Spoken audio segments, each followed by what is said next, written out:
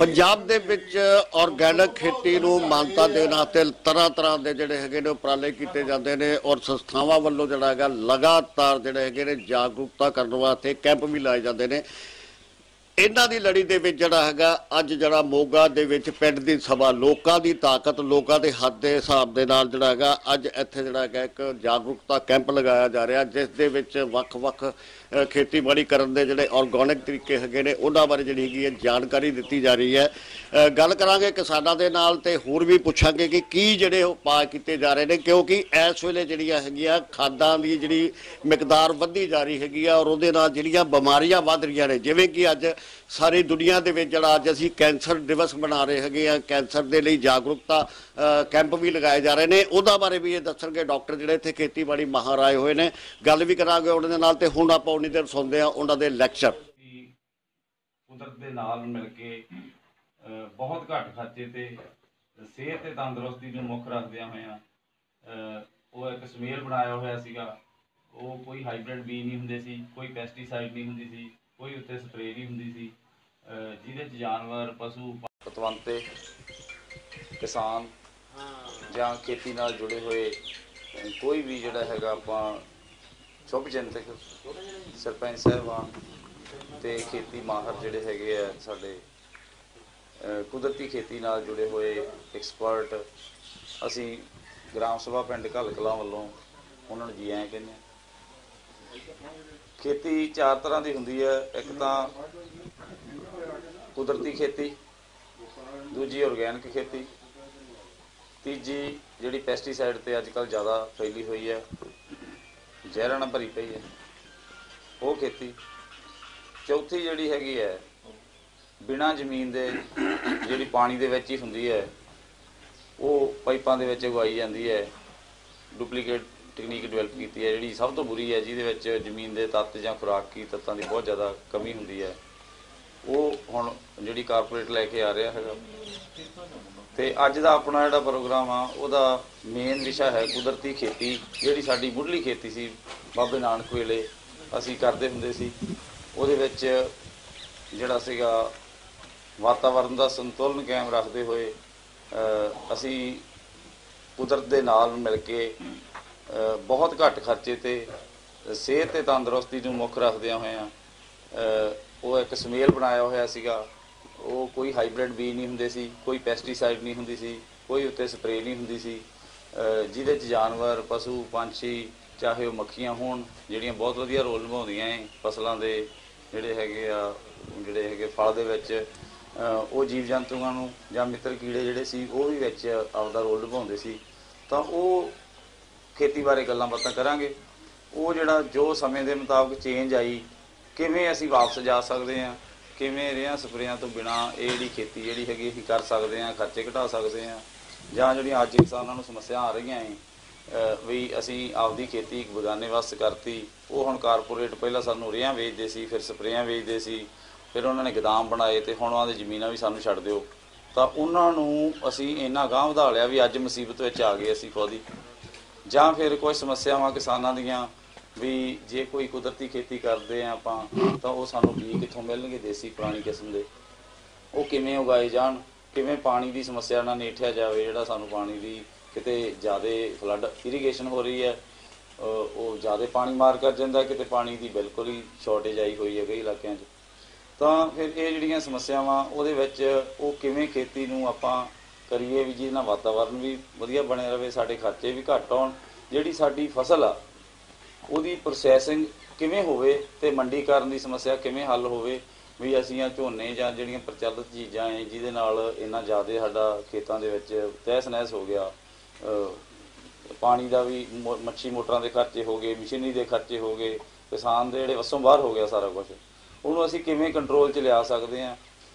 ਇਹਦੇ ਤੇ ਜਿਹੜਾ ਹੈਗਾ ਗ੍ਰਾਮ ਸਭਾ ਮਿਸ਼ਨ ਟੀਮ ਜਿਹੜੀ ਪੰਜਾਬ ਆ ਉਹਦੇ ਵੱਲੋਂ ਅਸੀਂ ਅੱਜ ਕਿਸਾਨਾਂ ਦਾ ਕੈਂਪ ਰੱਖਿਆ ਹੋਇਆ ਹੈ ਤੇ ਉਹ ਤੁਹਾਨੂੰ रूबरू करावांगे खेती माहर ਜਿਹੜੇ खेती करते हैं 5 एकड़ तो लैके 50-50 एकड़ के फार्म आप देख सकते हैं जाके, वो जोड़ा इन्ने सालों के 1990 तो लैके हुण तक जोड़े उन्होंने डिवेलप किए हैं अखीं देख सकते हैं। ਕਿਸੇ ਵੀ ਤਰ੍ਹਾਂ ਦਾ ਕੋਈ ਸਾਡੇ ਮਨ 'ਚ ਸ਼ੱਕ ਹੁੰਦਾ ਹੈ, ਸ਼ੁਭਾ ਹੁੰਦਾ ਹੈ, ਉਹ ਪ੍ਰੈਕਟੀਕਲੀ ਦਾਣੇ ਗਿਣ ਕੇ ਬੀਜਦੇ ਨੇ।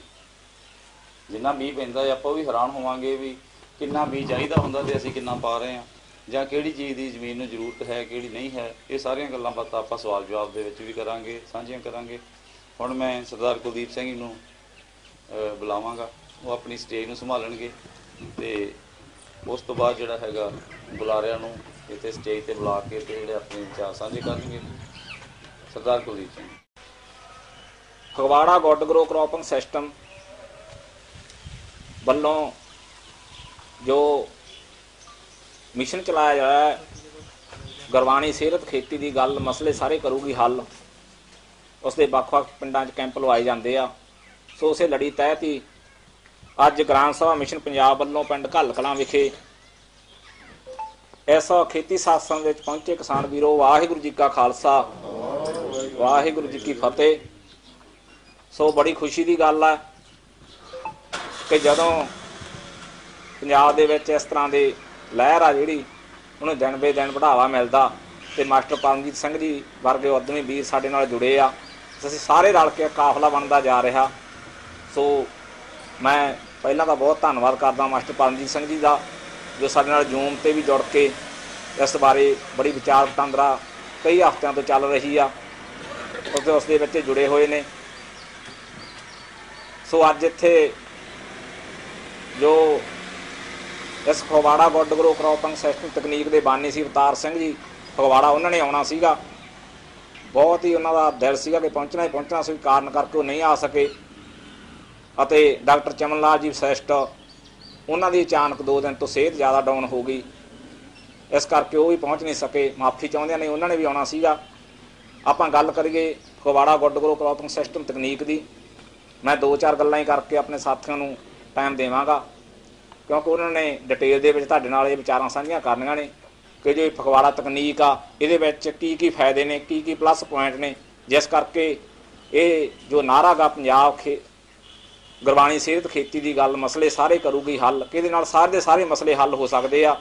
ਬਹੁਤ ਸਾਰੇ ਵੀਰਾਂ ਨੂੰ ਜਦੋਂ ਮਿਲਦੇ ਆ ਤੇ ਡਿਟੇਲ ਦੇ ਵਿੱਚ ਦੀ ਗੱਲਬਾਤ ਕਰਦੇ ਆ ਤਾਂ ਸੱਚਮੁੱਚ ਹੀ ਜਿਹੜੇ ਸਹਿਰਦ ਵੀਰ ਨੇ ਉਹਨਾਂ ਨੂੰ ਲੱਗਦਾ ਕਿ ਹਾਂ ਜੇ ਤਕਨੀਕ ਪੰਜਾਬ ਦੇ ਵਿੱਚ ਸ਼ੁਰੂ ਕਰ ਦਿੱਤੀ ਜਾਵੇ ਤਾਂ ਕੋਈ ਵੀ ਅਜਿਹਾ ਮਸਲਾ ਨਹੀਂ ਜਿਹੜਾ ਹੱਲ ਨਹੀਂ ਹੋ ਸਕਦਾ ਗਾ। ਇਹ ਇਹਦੇ ਫਾਇਦੇ ਨੇ ਤਕਨੀਕ ਦੇ। ਸਭ ਤੋਂ ਪਹਿਲਾਂ ਮੈਂ ਸ਼ਾਰਟ ਦੇ ਵਿੱਚ ਦੱਸ ਦਿਆਂ ਕਿ ਜਿਵੇਂ ਬੀਜ ਤੋਂ ਗੱਲ ਚੱਲਦੀ ਆ ਕਿ ਬੀਜ ਦੀ ਇਹਦੇ ਵਿੱਚ ਬਹੁਤ ਘੱਟ ਲੋੜ ਆ। ਜਿਵੇਂ ਪਰਮਜੀਤ ਸਿੰਘ ਜੀ ਨੇ ਕਿਹਾ ਤਾਂ ਬੜਾ ਗਿਣ ਕੇ ਬੀਜ ਪਾਇਆ ਜਾਂਦਾ। ਜਿਵੇਂ ਕਣਕ ਬੀਜਣੀ ਆ ਤਾਂ ਆਪਾਂ ਜਿੱਥੇ 40-50 ਕਿਲੋ ਬੀਜ ਪਾਉਂਦੇ ਆ, ਇੱਥੇ 1.25 ਕਿਲੋ ਬੀਜ ਪੈਂਦਾ, ਯਾਨੀ ਕਿ 32,000 ਦਾਣਾ 1 ਏਕੜ ਦਾ ਕਣਕ ਦਾ ਲੱਗਦਾ ਗਾ। 32,000 ਦਾਣਾ 1.25 ਕਿਲੋ ਲਗਭਗ ਬਣ ਜਾਂਦੀ ਆ। ਤੇ ਦੂਜੇ ਨੰਬਰ ਤੇ ਜੇ ਆਪਾਂ ਨਰਮਾ ਦੇਖੀਏ ਤੇ 1250 ਦਾਣੇ ਲੱਗਦੇ ਆ। ਜੇ ਆਪਾਂ ਗੰਨਾ ਦੇਖੀਏ ਤਾਂ 70 ਗੰਨੇ ਆ ਜਿਹੜੇ ਉਹ 1 ਕਿੱਲੇ ਦੇ ਵਿੱਚ ਲੱਗਦੇ ਆ। ਜਿੱਥੇ ਅਸੀਂ 15, 20, 30, 25 ਕੁਆਂਟਲ ਪਾਉਣੇ ਆ ਗੰਨਾ ਤਾਂ ਉੱਥੇ 70 ਗੰਨੇ ਲੱਗਦੇ। ਇੱਥੇ 2000 ਦੇ ਬੀਜ ਨਾਲ ਸਰ ਜਾਂਦਾ। ਇਸ ਤਰ੍ਹਾਂ ਸਰੋਂ ਆ ਜਿਹੜੀ ਉਹ ਸਿਰਫ 6 ਗ੍ਰਾਮ ਕਿੱਲੇ ਦੀ ਸਰੋਂ ਪੈਂਦੀ ਆ।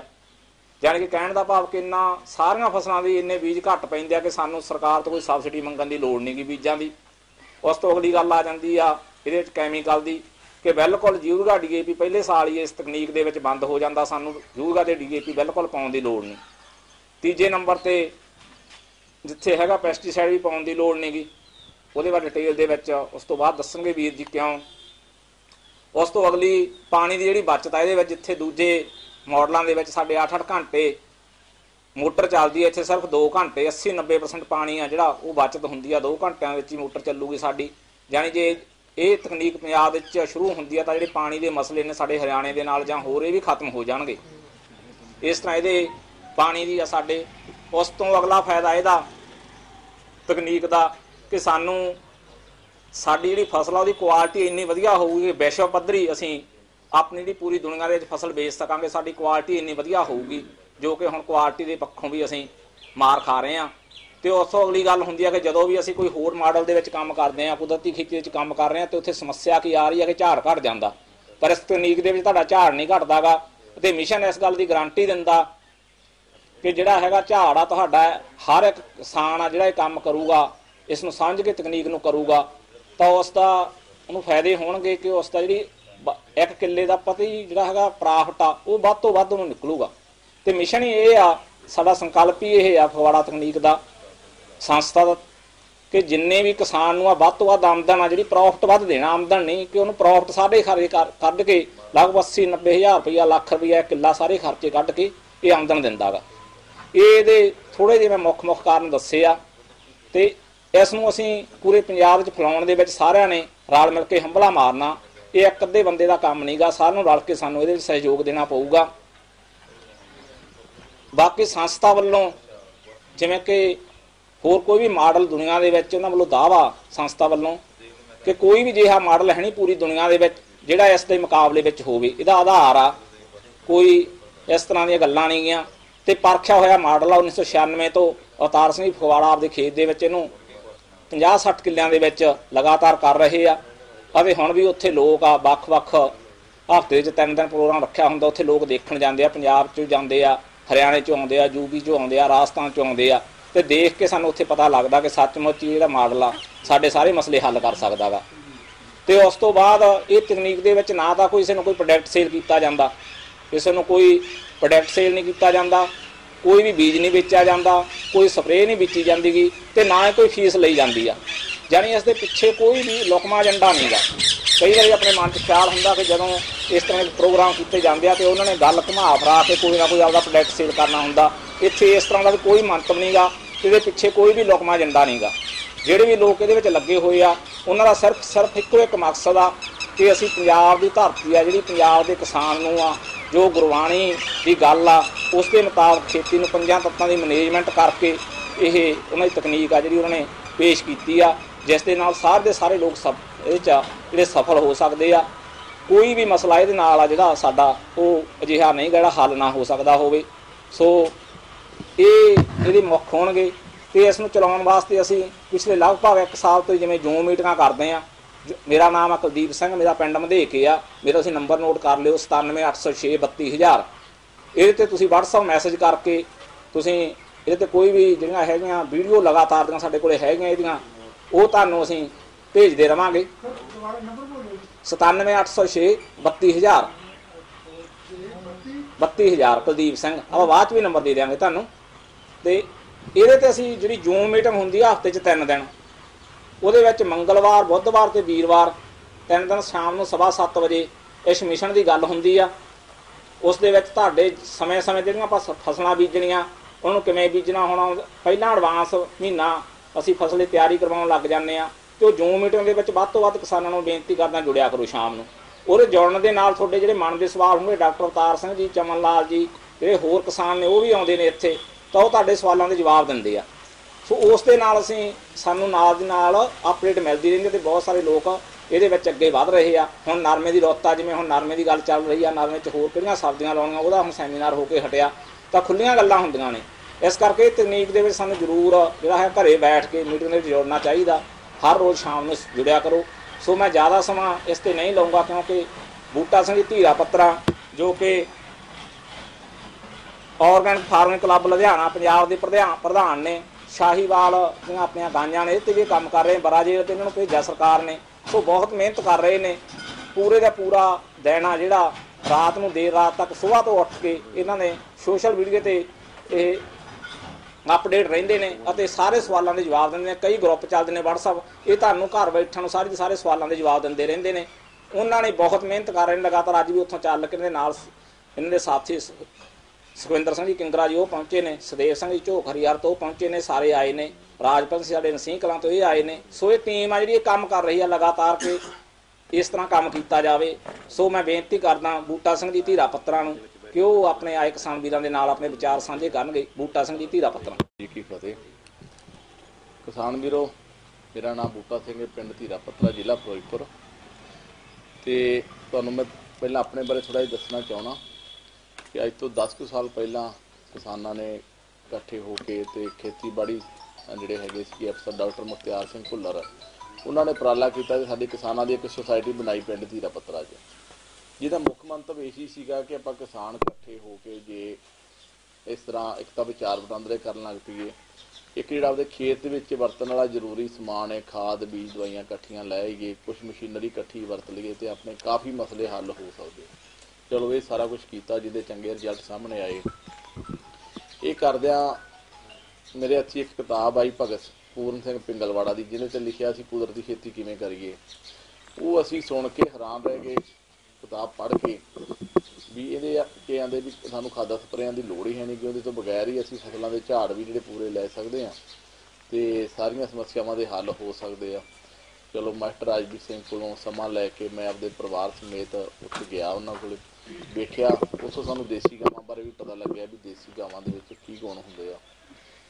ਤੇ ਉਸ ਤੋਂ ਬਾਅਦ ਮੈਂ ਆਪਣੇ ਜਿਹੜੇ ਸੁਸਾਇਟੀ ਮੈਂਬਰ ਸੀਗੇ, ਅਸੀਂ ਨੇੜੇ ਦੇ 5 ਪਿੰਡਾਂ ਦੇ ਕਿਸਾਨਾਂ ਨੇ ਇਕੱਠੇ ਹੋ ਕੇ ਸੁਸਾਇਟੀ ਬਣਾਈ ਸੀ, ਜਿਹਦਾ ਨਾਮ ਫਾਰਮਰ ਹੈਲਪ ਸੁਸਾਇਟੀ ਧੀਰਾ ਪੱਤਰਾ। ਤੇ ਉਹ ਕਿਸਾਨਾਂ ਨੂੰ ਵੀ ਨਾਲ ਲੈ ਕੇ ਗਿਆ ਉੱਥੇ, ਵਾਰੀ ਕਈ ਸਾਡੇ ਉੱਥੇ ਚੱਕਰ ਲੱਗੇ ਤੇ ਉਹ ਅਸੀਂ ਇਹ ਫੈਸਲਾ ਕੀਤਾ ਵੀ ਆਪਾਂ ਆਪਦੇ ਵਾਸਤੇ ਵੀ ਕੁਛ ਕੁਦਰਤੀ ਖੇਤੀ ਸ਼ੁਰੂ ਕਰੀਏ। ਅਸੀਂ ਕਿਸੇ ਨੇ ਕਿੱਲੇ 'ਚ ਕੀਤੀ, ਕਿਸੇ ਨੇ ਦੁਆੜੇ 'ਚ ਕੀਤੀ ਤੇ ਆਪਦੇ ਵਾਸਤੇ ਇੱਕ ਦੋ ਦੇਸੀ ਗਾਵਾਂ ਵੀ ਲੈ ਕੇ ਆਉਂਦੀਆਂ। ਤੇ ਉਹ ਪਤਾ ਲੱਗਿਆ ਵੀ ਵਾਕਿਆ ਹੀ ਇਹ ਬਿਲਕੁਲ ਕੰਮ ਠੀਕ ਹੈ। ਸਾਨੂੰ ਉਹਦੇ 'ਚ ਵੱਡੀ ਮੁਸ਼ਕਿਲ ਕੀ ਆ ਰਹੀ ਸੀ ਕਿ ਸਾਡਾ ਉਹਦੇ 'ਚ ਝਾੜ ਘਟਦਾ ਸੀਗਾ, ਕਣਕ ਦਾ ਝਾੜ ਘਟਦਾ ਸੀ। ਕਣਕ ਤੇ ਅਸੀਂ ਬਾਸਪਤੀ ਉਸ ਜ਼ਮੀਨ 'ਚ ਲਾ ਰਹੇ ਸਾਂ, ਮੂੰਗੀ ਬੀਜਦੇ ਸਾਂ ਕਣਕ ਵੱਢਣ ਤੋਂ ਬਾਅਦ, ਤੇ ਪਰ ਸਾਡਾ ਕਣਕ ਦਾ ਝਾੜ ਘਟ ਜਾਂਦਾ ਸੀ, ਬਾਸਪਤੀ ਦਾ ਝਾੜ ਜਿਹੜਾ ਖਾਦਾਂ ਸਪਰੇਆਂ ਤੋਂ ਬਗੈਰ ਵੀ ਪੂਰਾ ਰਹਿੰਦਾ ਸੀਗਾ।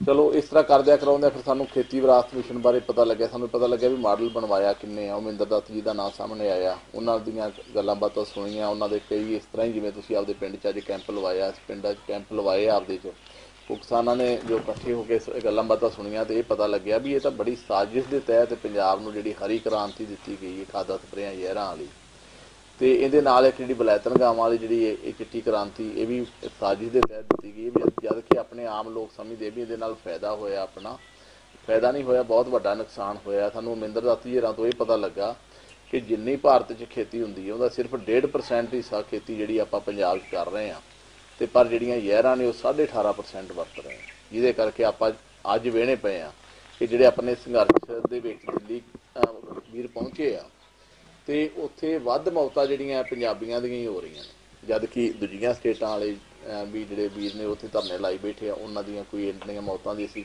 ਗੱਲ ਨਹੀਂ ਸੁਣਦੇ ਪਏ। ਤੇ ਇੱਥੇ ਹੁਣ ਇਹ ਹਾਲਾਤ ਆਪਣੇ ਹੋ ਗਏ ਆ ਵੀ ਆਪਾਂ ਵੇਖਦੇ ਆ ਵੀ ਚੰਗੇ ਭਲੇ ਆਪਣੇ ਰਿਸ਼ਤੇਦਾਰੀਆਂ 'ਚ ਬੰਦੇ ਹੁੰਦੇ ਆ ਵੀ ਅਚਾਨਕ ਸਿਨੇ ਆ ਜਾਂਦਾ ਜੀ, ਰਾਤ ਸੁੱਤਾ ਪਿਆ ਸੀ, ਸਵੇਰੇ ਉੱਠਿਆ ਹੀ ਨਹੀਂਗਾ। ਤੇ ਇਹ ਸਾਰਾ ਜਿਹੜਾ ਹੈ ਨਾ ਸਾਜ਼ਿਸ਼ ਦੇ ਤਹਿਤ ਹੋਇਆ, ਕਿਉਂਕਿ ਉਹ ਕਾਰਪੋਰੇਟ ਜਿਨ੍ਹਾਂ ਦੇ ਖਿਲਾਫ ਆਪਾਂ ਅੱਜ ਜੰਗ ਲੜ ਰਹੇ ਹਾਂ ਦਿੱਲੀ ਦੇ ਵਿੱਚ, ਤੇ ਉਹ ਸਰਕਾਰਾਂ ਜਿਨ੍ਹਾਂ ਨੇ ਦਾ ਟਾਰਗੇਟ ਸੀਗਾ ਇਹੀ ਵੀ ਪੰਜਾਬ ਨੂੰ ਕਿਸੇ ਤਰੀਕੇ ਨਾਲ ਖਤਮ ਕਰੋ, ਕਿਉਂਕਿ ਉਹਨਾਂ ਨੂੰ ਪੰਜਾਬ ਤੋਂ ਇਹ ਡਰ ਸੀਗਾ ਵੀ ਅੱਗੇ ਵੀ ਜਿਹੜਾ ਪੰਜਾਬ ਦੇ ਵਿੱਚੋਂ ਗੋਰਿਆਂ ਨੂੰ ਜਿਹੜਾ ਬਾਹਰ ਕੱਢਿਆ ਸੀਗਾ, ਉਹ ਪੰਜਾਬੀਆਂ ਭਾਰਤ 'ਚੋਂ ਕੱਢਿਆ ਸੀ, ਪੰਜਾਬੀਆਂ ਨੇ ਕੱਢਿਆ ਸੀਗਾ, ਤੇ ਇਹਨਾਂ ਨੂੰ ਕਿਸੇ ਤਰੀਕੇ ਨਾਲ ਕਮਜ਼ੋਰ ਕਰੋ। ਤੇ ਆਪਾਂ ਨੂੰ ਜਿਹੜੀ ਹਰੀ ਕ੍ਰਾਂਤੀ ਤੇ ਚਿੱਟੀ ਕ੍ਰਾਂਤੀ ਦਿੱਤੀ ਗਈ ਨਾ, ਉਹਦੇ ਕਰਕੇ ਆਪਾਂ ਸਰੀਰਕ ਤੌਰ 'ਤੇ, ਮਾਨਸਿਕ ਤੌਰ 'ਤੇ, ਆਰਥਿਕ ਤੌਰ 'ਤੇ ਵੀ ਆਪਾਂ ਕਮਜ਼ੋਰ ਹੋਏ ਹਾਂ। ਆਪਣਾ ਕੋਈ ਫਾਇਦਾ ਨਹੀਂ ਹੋਇਆ, ਉਹਦੇ ਨਾਲ ਨੁਕਸਾਨ ਹੀ ਹੋਇਆ। ਤੇ ਚਲੋ ਇਹਨਾਂ ਗੱਲਾਂ ਨੂੰ ਸਾਰੀਆਂ ਨੂੰ ਸਮਝਦੇ ਹੋਏ ਇੱਧਰਲੇ ਪਾਸੇ ਲੱਗੇ ਰਹੇ, ਪਰ ਸਾਡਾ ਲਗਾਤਾਰ ਜਿਹੜਾ ਹੈ ਨਾ ਫਸਲ ਮਾੜਾ ਹੁੰਦਾ ਸੀ, ਉਹਨਾਂ ਵਧੀਆ ਨਹੀਂ ਹੁੰਦਾ ਸੀਗਾ, ਤੇ ਲੋਕ ਵੀ ਸਾਨੂੰ ਇਹ ਮਖੌਲ ਕਰਦੇ ਹੁੰਦੇ ਸੀਗੇ। ਤੇ ਇਸ ਤੋਂ ਬਾਅਦ ਡਾਕਟਰ ਚਿਮਨ ਲਾਲ ਵਸ਼ਿਸ਼ਟ ਜਿਹੜੇ ਹੁਸ਼ਿਆਰਪੁਰ ਤੋਂ ਨੇ, ਉਹਨਾਂ ਨੇ ਸਾਨੂੰ ਅਵਤਾਰ ਸਿੰਘ ਫਗਵਾੜਾ ਜੀ ਨਾਲ ਮਿਲਾਇਆ। ਅਸੀਂ ਉਹਨਾਂ ਨਾਲ ਘੱਟੋ ਘੱਟ 10 ਸਾਲ ਪਹਿਲਾਂ ਹੀ ਮਿਲੇ ਸੀਗੇ, ਉਹਨਾਂ ਦੇ ਖੇਤਾਂ 'ਚ ਜਾ ਕੇ ਵੇਖਿਆ ਵੀ ਉਹ ਕੀ ਕਰਦੇ ਸੀ। ਉਹ ਆਉਂਦੇ ਸੀ ਅਸੀਂ ਯੂਰੀਆ DAP ਕੁਛ ਨਹੀਂ ਵਰਤ ਰਹੇ, ਨਾ ਕੋਈ ਪੋਟਾਸ਼ ਵਗੈਰਾ, ਨਾ ਕੋਈ ਬਾਇਓਸ਼ਾਇਓ, ਕੁਛ ਨਹੀਂ ਵਰਤ ਰਹੇ, ਪਰ ਉਹ ਨਦੀਨ ਵਾਲੀ ਸਪਰੇਅ ਕਰਦੇ ਸੀਗੇ। ਤੇ ਅਸੀਂ ਕੁਦਰਤੀ ਖੇਤੀ ਨਾਲ ਜੁੜੇ ਹੋਣ ਕਰਕੇ ਅਸੀਂ ਆਂਦੇ ਸੀ ਵੀ ਜੇ ਇਹ ਨਦੀਨ ਵਾਲੀ ਸਪਰੇਅ ਕਰਦੇ ਆ ਤੇ ਇਹ ਜ਼ਰੂਰ ਕੁਛ ਨਾ ਕੁਛ ਪਾਉਂਦੇ ਹੋਣਗੇ, ਹੋਰ ਵੀ ਕੁਛ, ਤੇ ਨਹੀਂ ਤੇ ਇੰਨੀ ਵਧੀਆ ਫਸਲ ਹੋ ਨਹੀਂ ਸਕਦੀ। ਅਸੀਂ ਇਹਨਾਂ ਤੋਂ ਜਾਣਕਾਰੀ ਲੈ ਕੇ ਆਣ ਕੇ ਇਹਨਾਂ ਦੇ ਮੁਤਾਬਕ ਜਿਹੜੀਆਂ ਫਸਲਾਂ ਜਿਹੜੀਆਂ ਬੀਜਣੀਆਂ ਸ਼ੁਰੂ ਕੀਤੀਆਂ, ਪਰ ਸਾਨੂੰ ਚੰਗੇ ਰਿਜ਼ਲਟ ਨਾ ਮਿਲੇ। ਉਹਦੇ 'ਚ ਕਾਰਨ ਵੱਡਾ ਇਹ ਸੀ ਵੀ ਇਹਨਾਂ ਦੀ ਜਿਹੜੀ ਤਕਨੀਕ ਹੈ ਉਹ ਗੁਰਬਾਣੀ ਆਧਾਰਿਤ ਖੇਤੀ ਦੀ ਗੱਲ ਸਾਰੇ ਕਰੇਗੀ, ਮਸਲੇ ਹੱਲ ਜਿਹੜਾ ਉਹਨਾਂ ਦੀ ਸੰਸਥਾ ਦਾ ਨਾਅਰਾ ਫਗਵਾੜਾ ਗੁੱਡ ਗਰੋ ਸੰਸਥਾ ਦਾ, ਉਹ ਬਿਲਕੁਲ ਠੀਕ ਹੈ। ਪਰ ਸਾਡੇ ਤੋਂ ਉਹਦੇ 'ਚ ਗਲਤੀਆਂ ਵੱਡੀਆਂ ਹੋ ਜਾਂਦੀਆਂ ਸੀ ਵੀ ਜਿਹੜੇ ਤਰੀਕੇ ਨਾਲ ਇਹ ਆਂਦੇ ਸੀ ਕਰੋ, ਅਸੀਂ ਉਸ ਤਰੀਕੇ ਨਾਲ ਨਹੀਂ ਕਰ ਪਾਉਂਦੇ ਸੀ, ਕਿਉਂਕਿ ਇਹਨਾਂ ਦਾ ਇੱਕ ਇਹ ਆ ਵੀ ਇਹ ਆਂਦੇ ਵੀ ਡਿਉੜੇ ਤੋਂ ਦੁੱਗਣਾ ਝਾੜ ਆਪਣੀਆਂ ਫਸਲਾਂ ਦਾ ਸਿਰਫ ਸਮਾਂ ਬਦਲਣ ਨਾਲ, ਸਹੀ ਸਮਾਂ ਕਰਨ ਨਾਲ ਆਪਾਂ ਲੈ ਸਕਦੇ ਹਾਂ। ਜਿਵੇਂ ਕਿ ਉਹ ਦੱਸਦੇ ਨੇ ਡਾਕਟਰ ਅਵਤਾਰ ਸਿੰਘ ਫਗਵਾੜਾ ਜੀ, ਜਿਹੜੇ ਕਿਸੇ ਕਾਰਨ ਅੱਜ ਇੱਥੇ ਆ ਨਹੀਂ ਸਕੇ, ਆਉਣਾ ਤਾਂ ਉਹਨਾਂ ਨੇ ਸੀਗਾ, ਪਰ ਡਾਕਟਰ ਚਿਮਨ ਲਾਲ ਵਸ਼ਿਸ਼ਟ ਜੀ ਦੀ ਸਿਹਤ ਨਾ ਠੀਕ ਹੋਣ ਕਰਕੇ ਫਿਰ ਉਹ ਨਹੀਂ ਆ ਸਕੇ।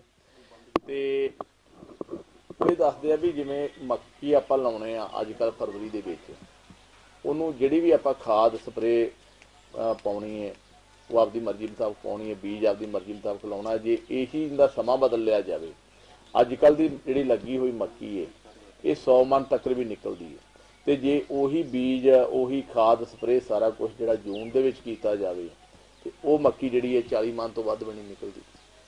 ਤੇ ਇਸ ਕਰਕੇ ਉਹਨਾਂ ਨੇ ਜਿਹੜਾ ਸਮੇਂ ਦਾ ਜਿਹੜਾ ਉਹਨਾਂ ਦੱਸਿਆ ਵੀ ਇਹਦੇ ਕਰਕੇ ਵੀ ਵੱਡਾ ਫਰਕ ਪੈਂਦਾ। ਤੇ ਅਸੀਂ ਪਹਿਲਾਂ ਗਲਤੀਆਂ ਕਰਦੇ ਸੀ, ਉਹਨਾਂ ਦੀ ਤਕਨੀਕ ਦੇ ਮੁਤਾਬਕ ਨਹੀਂ ਸੀ ਕਰ ਪਾਉਂਦੇ। ਤੇ ਹੋਇਆ ਕੀ ਵੀ ਸਾਨੂੰ ਇਹ ਲੱਗਦਾ ਹੁੰਦਾ ਸੀ ਕਿ ਨਹੀਂ ਅਵਤਾਰ ਸਿੰਘ ਦੇ ਖੇਤ 'ਚ ਹੀ ਹੋ ਸਕਦਾ, ਸਾਡੇ ਨਹੀਂ ਹੋ ਸਕਦਾ, ਸਾਨੂੰ ਯਕੀਨ ਵੀ ਨਹੀਂ ਆਉਂਦਾ ਸੀ।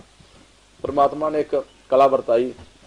ਸਾਡੇ ਚੌਕ ਹਰੀਹਰ ਇੱਕ ਜੱਟ ਐਕਸਪੋ ਮੇਲਾ ਲੱਗਦਾ ਤੇ ਉਹ ਜਦੋਂ ਮੇਲੇ ਦੇ ਵਿੱਚ ਡਾਕਟਰ ਚਿਮਨ ਲਾਲ ਵਸ਼ਿਸ਼ਟ ਤੇ ਅਵਤਾਰ ਸਿੰਘ ਜੀ ਆਏ ਤੇ ਇਹਨਾਂ ਨੇ ਆਪਦੀ ਤਕਨੀਕ ਨਾਲ ਜਿਹੜੇ ਪੰਜਾਬ ਦੇ ਵਿੱਚ ਕਿਸਾਨਾਂ ਨੂੰ ਨਰਮਾ ਬੀਜਾਇਆ ਹੋਇਆ ਸੀ, ਉਹਨਾਂ ਦੇ ਨਰਮਾ ਬੀਜਣ ਦਾ ਸਮਾਂ ਵੀ 15 ਜਨਵਰੀ ਤੋਂ ਬਾਅਦ ਯਾਨੀ ਕਿ ਹੁਣ ਵੀ ਚੱਲ ਰਿਹਾ, ਜਿਹਦੇ 'ਚ ਕੋਈ DAP ਨਹੀਂ, ਕੋਈ ਯੂਰੀਆ ਨਹੀਂ ਕਿਸੇ ਤਰ੍ਹਾਂ ਦੀ ਪਾਉਣੀ ਤੇ ਉਹਦੇ 'ਚ ਜਿਹੜਾ ਨਰਮੇ ਦਾ ਝਾੜ ਵੀ ਵੱਧ ਲੈਣਾ ਤੇ ਸਾਰੀਆਂ ਜਿਹੜੀਆਂ ਉਹਨਾਂ ਨੇ ਵਿੱਚ ਫਸਲਾਂ ਵੀ ਲੈ ਲਈਆਂ।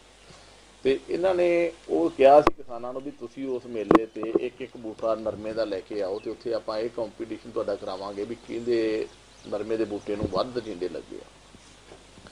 ਤੇ ਜਿਹੜੇ ਆਪਣੇ ਸੁਖਵਿੰਦਰ ਸਿੰਘ ਕਿੰਗਰਾ ਜੀ ਇਸ ਤੋਂ ਬਾਹਰ ਬੋਲਣਗੇ, ਇਹ ਵੀ ਉੱਥੇ ਆਪਦਾ ਨਰਮੇ ਦਾ ਬੂਟਾ ਲੈ ਕੇ ਆਏ ਸੀ। ਇਹਨਾਂ ਦਾ 500 ਤੋਂ ਉੱਪਰ ਜਿਹੜੇ ਹੈਗੇ ਸੀਗੇ ਟਿੰਡੇ ਲੱਗੇ ਸੀਗੇ ਨਰਮੇ ਨੂੰ।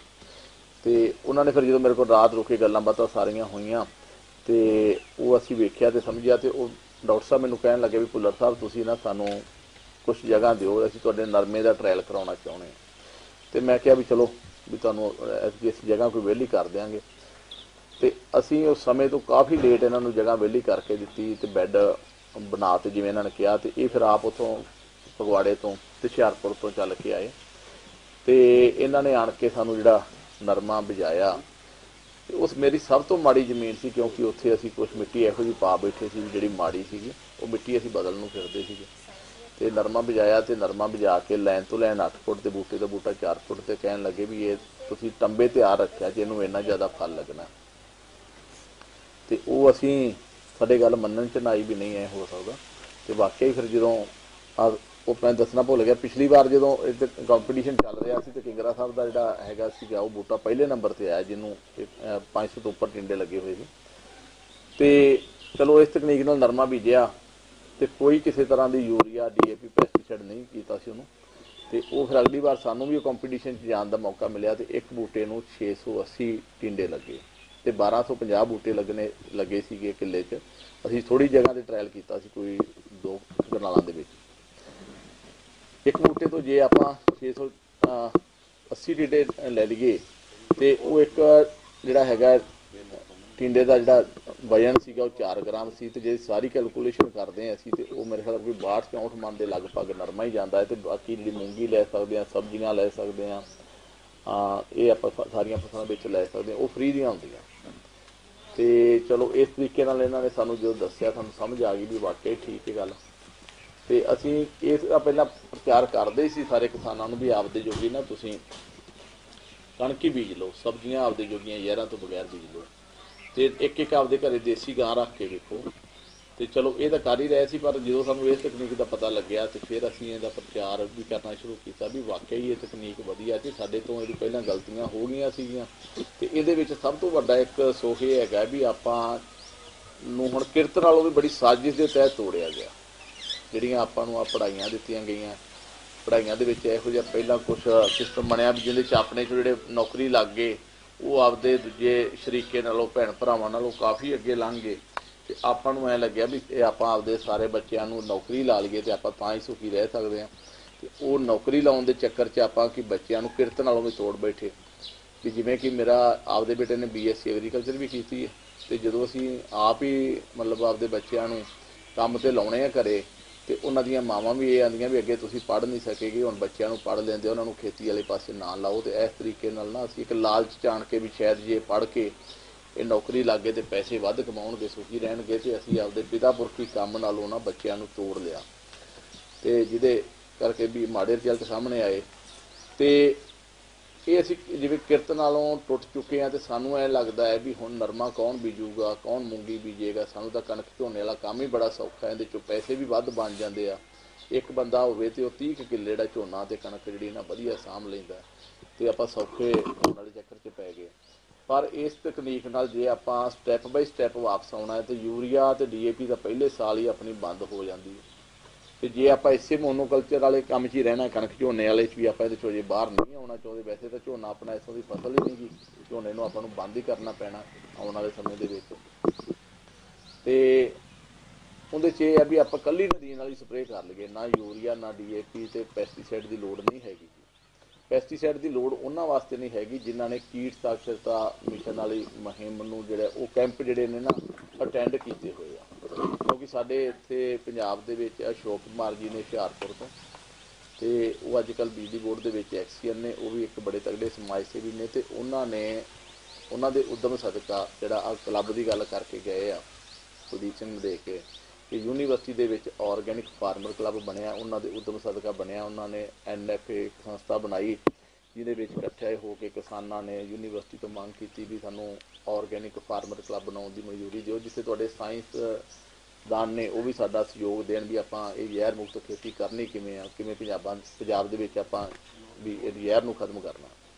ਚਲੋ ਉਹ ਕਲੱਬ ਉਹਨਾਂ ਦੇ ਉਦਮ ਸਦਕਾ ਬਣਿਆ। ਉਹਨਾਂ ਨੇ ਫਿਰ ਇੱਕ ਸਾਨੂੰ ਜਿਹੜਾ ਕੀੜਿਆਂ ਬਾਰੇ ਜਾਣਕਾਰੀ ਜਿਹੜੀ ਦਵਾਈ ਜੀਂਦ ਦੇ ਡਾਕਟਰ ਸੁਰਿੰਦਰ ਦਲਾਲ ਹੋਏ ਨੇ, ਉਹ ਬੜੇ ਤਗੜੇ ਵਿਗਿਆਨੀ ਹੋਏ ਨੇ, ਤੇ ਉਹਨਾਂ ਨੇ ਜਿਹੜੀਆਂ ਖੋਜਾਂ ਕੀਤੀਆਂ ਵੀ ਜਿਹੜੇ ਨੇ ਕੀੜਿਆਂ ਦੀ ਸਰਵਪੱਖੀ ਰੋਕਥਾਮ ਕਿਵੇਂ ਹੁੰਦੀ, ਵੀ ਕੀੜੇ ਹੀ ਕੀੜਿਆਂ ਨੂੰ ਖਾਂਦੇ ਆ।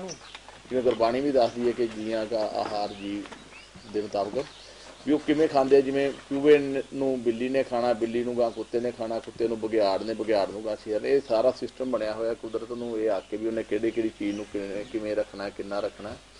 ਤੇ ਉਹਦੇ ਮੁਤਾਬਕ ਜਿਹੜੇ ਵੀਰਾਂ ਨੇ ਉਹ ਟ੍ਰੇਨਿੰਗ ਲਈ ਹੋਈ ਹੈ ਉਹਨਾਂ ਨੂੰ ਤਾਂ ਸਪਰੇਅ ਦੀ ਲੋੜ ਵੀ ਨਹੀਂ ਹੈਗੀ, ਪਰ ਜਿਨ੍ਹਾਂ ਨੇ ਉਹ ਟ੍ਰੇਨਿੰਗ ਨਹੀਂ ਲਈ, ਜਿਨ੍ਹਾਂ ਨੂੰ ਇਹ ਵਿਸ਼ਵਾਸ ਨਹੀਂ ਹੈਗਾ, ਉਹ ਜਿਹੜੀ ਇਹ ਕੋਈ ਆਪਦੀ ਇਹ ਸਪਰੇਅ ਕਰਨਾ ਚਾਹੁੰਦੇ ਨੇ ਕੀੜਿਆਂ ਵਾਲੀ, ਉਹ ਚਲੋ ਆਪਦੀ ਕਰ ਵੀ ਸਕਦੇ ਆ, ਪਰ ਥੋੜ੍ਹੀ ਬਾਲੀ ਜਦੋਂ ਜ਼ਮੀਨ ਉਹ ਨਾਲ ਰੱਖਣਗੇ, ਜਿਹਨੂੰ ਕੁਛ ਵੀ ਨਾ ਕਰਨਗੇ, ਤੇ ਉਹਨਾਂ ਨੂੰ ਆਪਣੇ ਆਪ ਹੀ ਇਹ ਮਤਲਬ ਸਿੱਧ ਹੋ ਜਾਏਗਾ ਵੀ ਇਹ ਮਤਲਬ ਸਪਰੇਅ ਨਾ ਕਰੀਏ ਤੇ ਇਹਦੇ ਤੋਂ ਬਗੈਰ ਜਿਹੜੀਆਂ ਫਸਲਾਂ ਸਗੋਂ ਜ਼ਿਆਦਾ ਝਾੜ ਦਿੰਦੀਆਂ, ਜ਼ਿਆਦਾ ਵਧੀਆ ਹੋ ਸਕਦੀਆਂ।